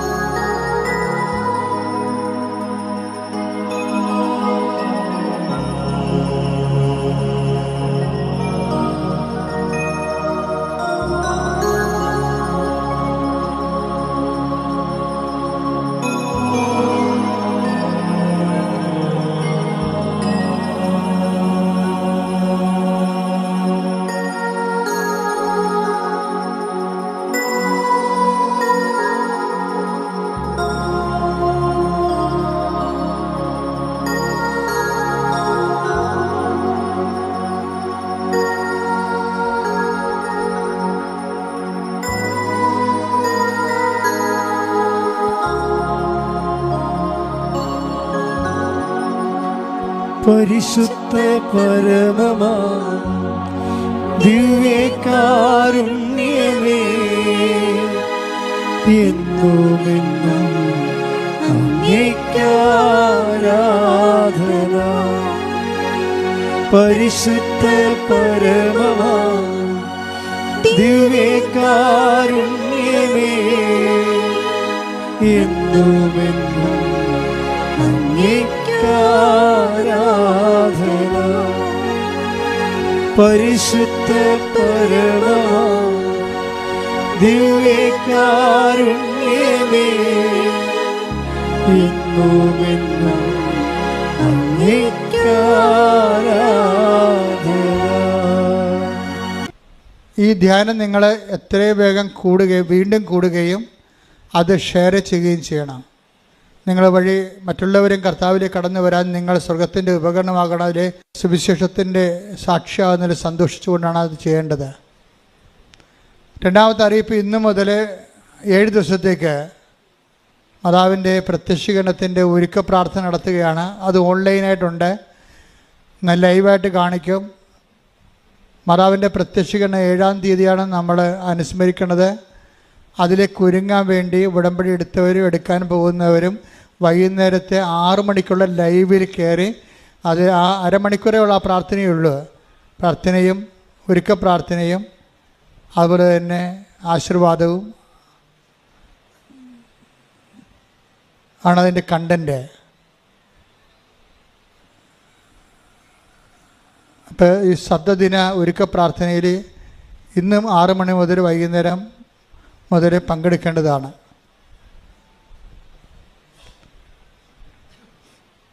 അത് അമ്മ പ്രത്യക്ഷപ്പെട്ട 7-ാം തീയതി വരെ ആ പ്രാർത്ഥന ഒരുക്ക പ്രാർത്ഥനയായിട്ടും ഉടമ്പടി ചെയ്ത എല്ലാവർക്കും വേണ്ടിയുള്ള ദൈവാനുഗ്രഹ പ്രാർത്ഥനയാണ്.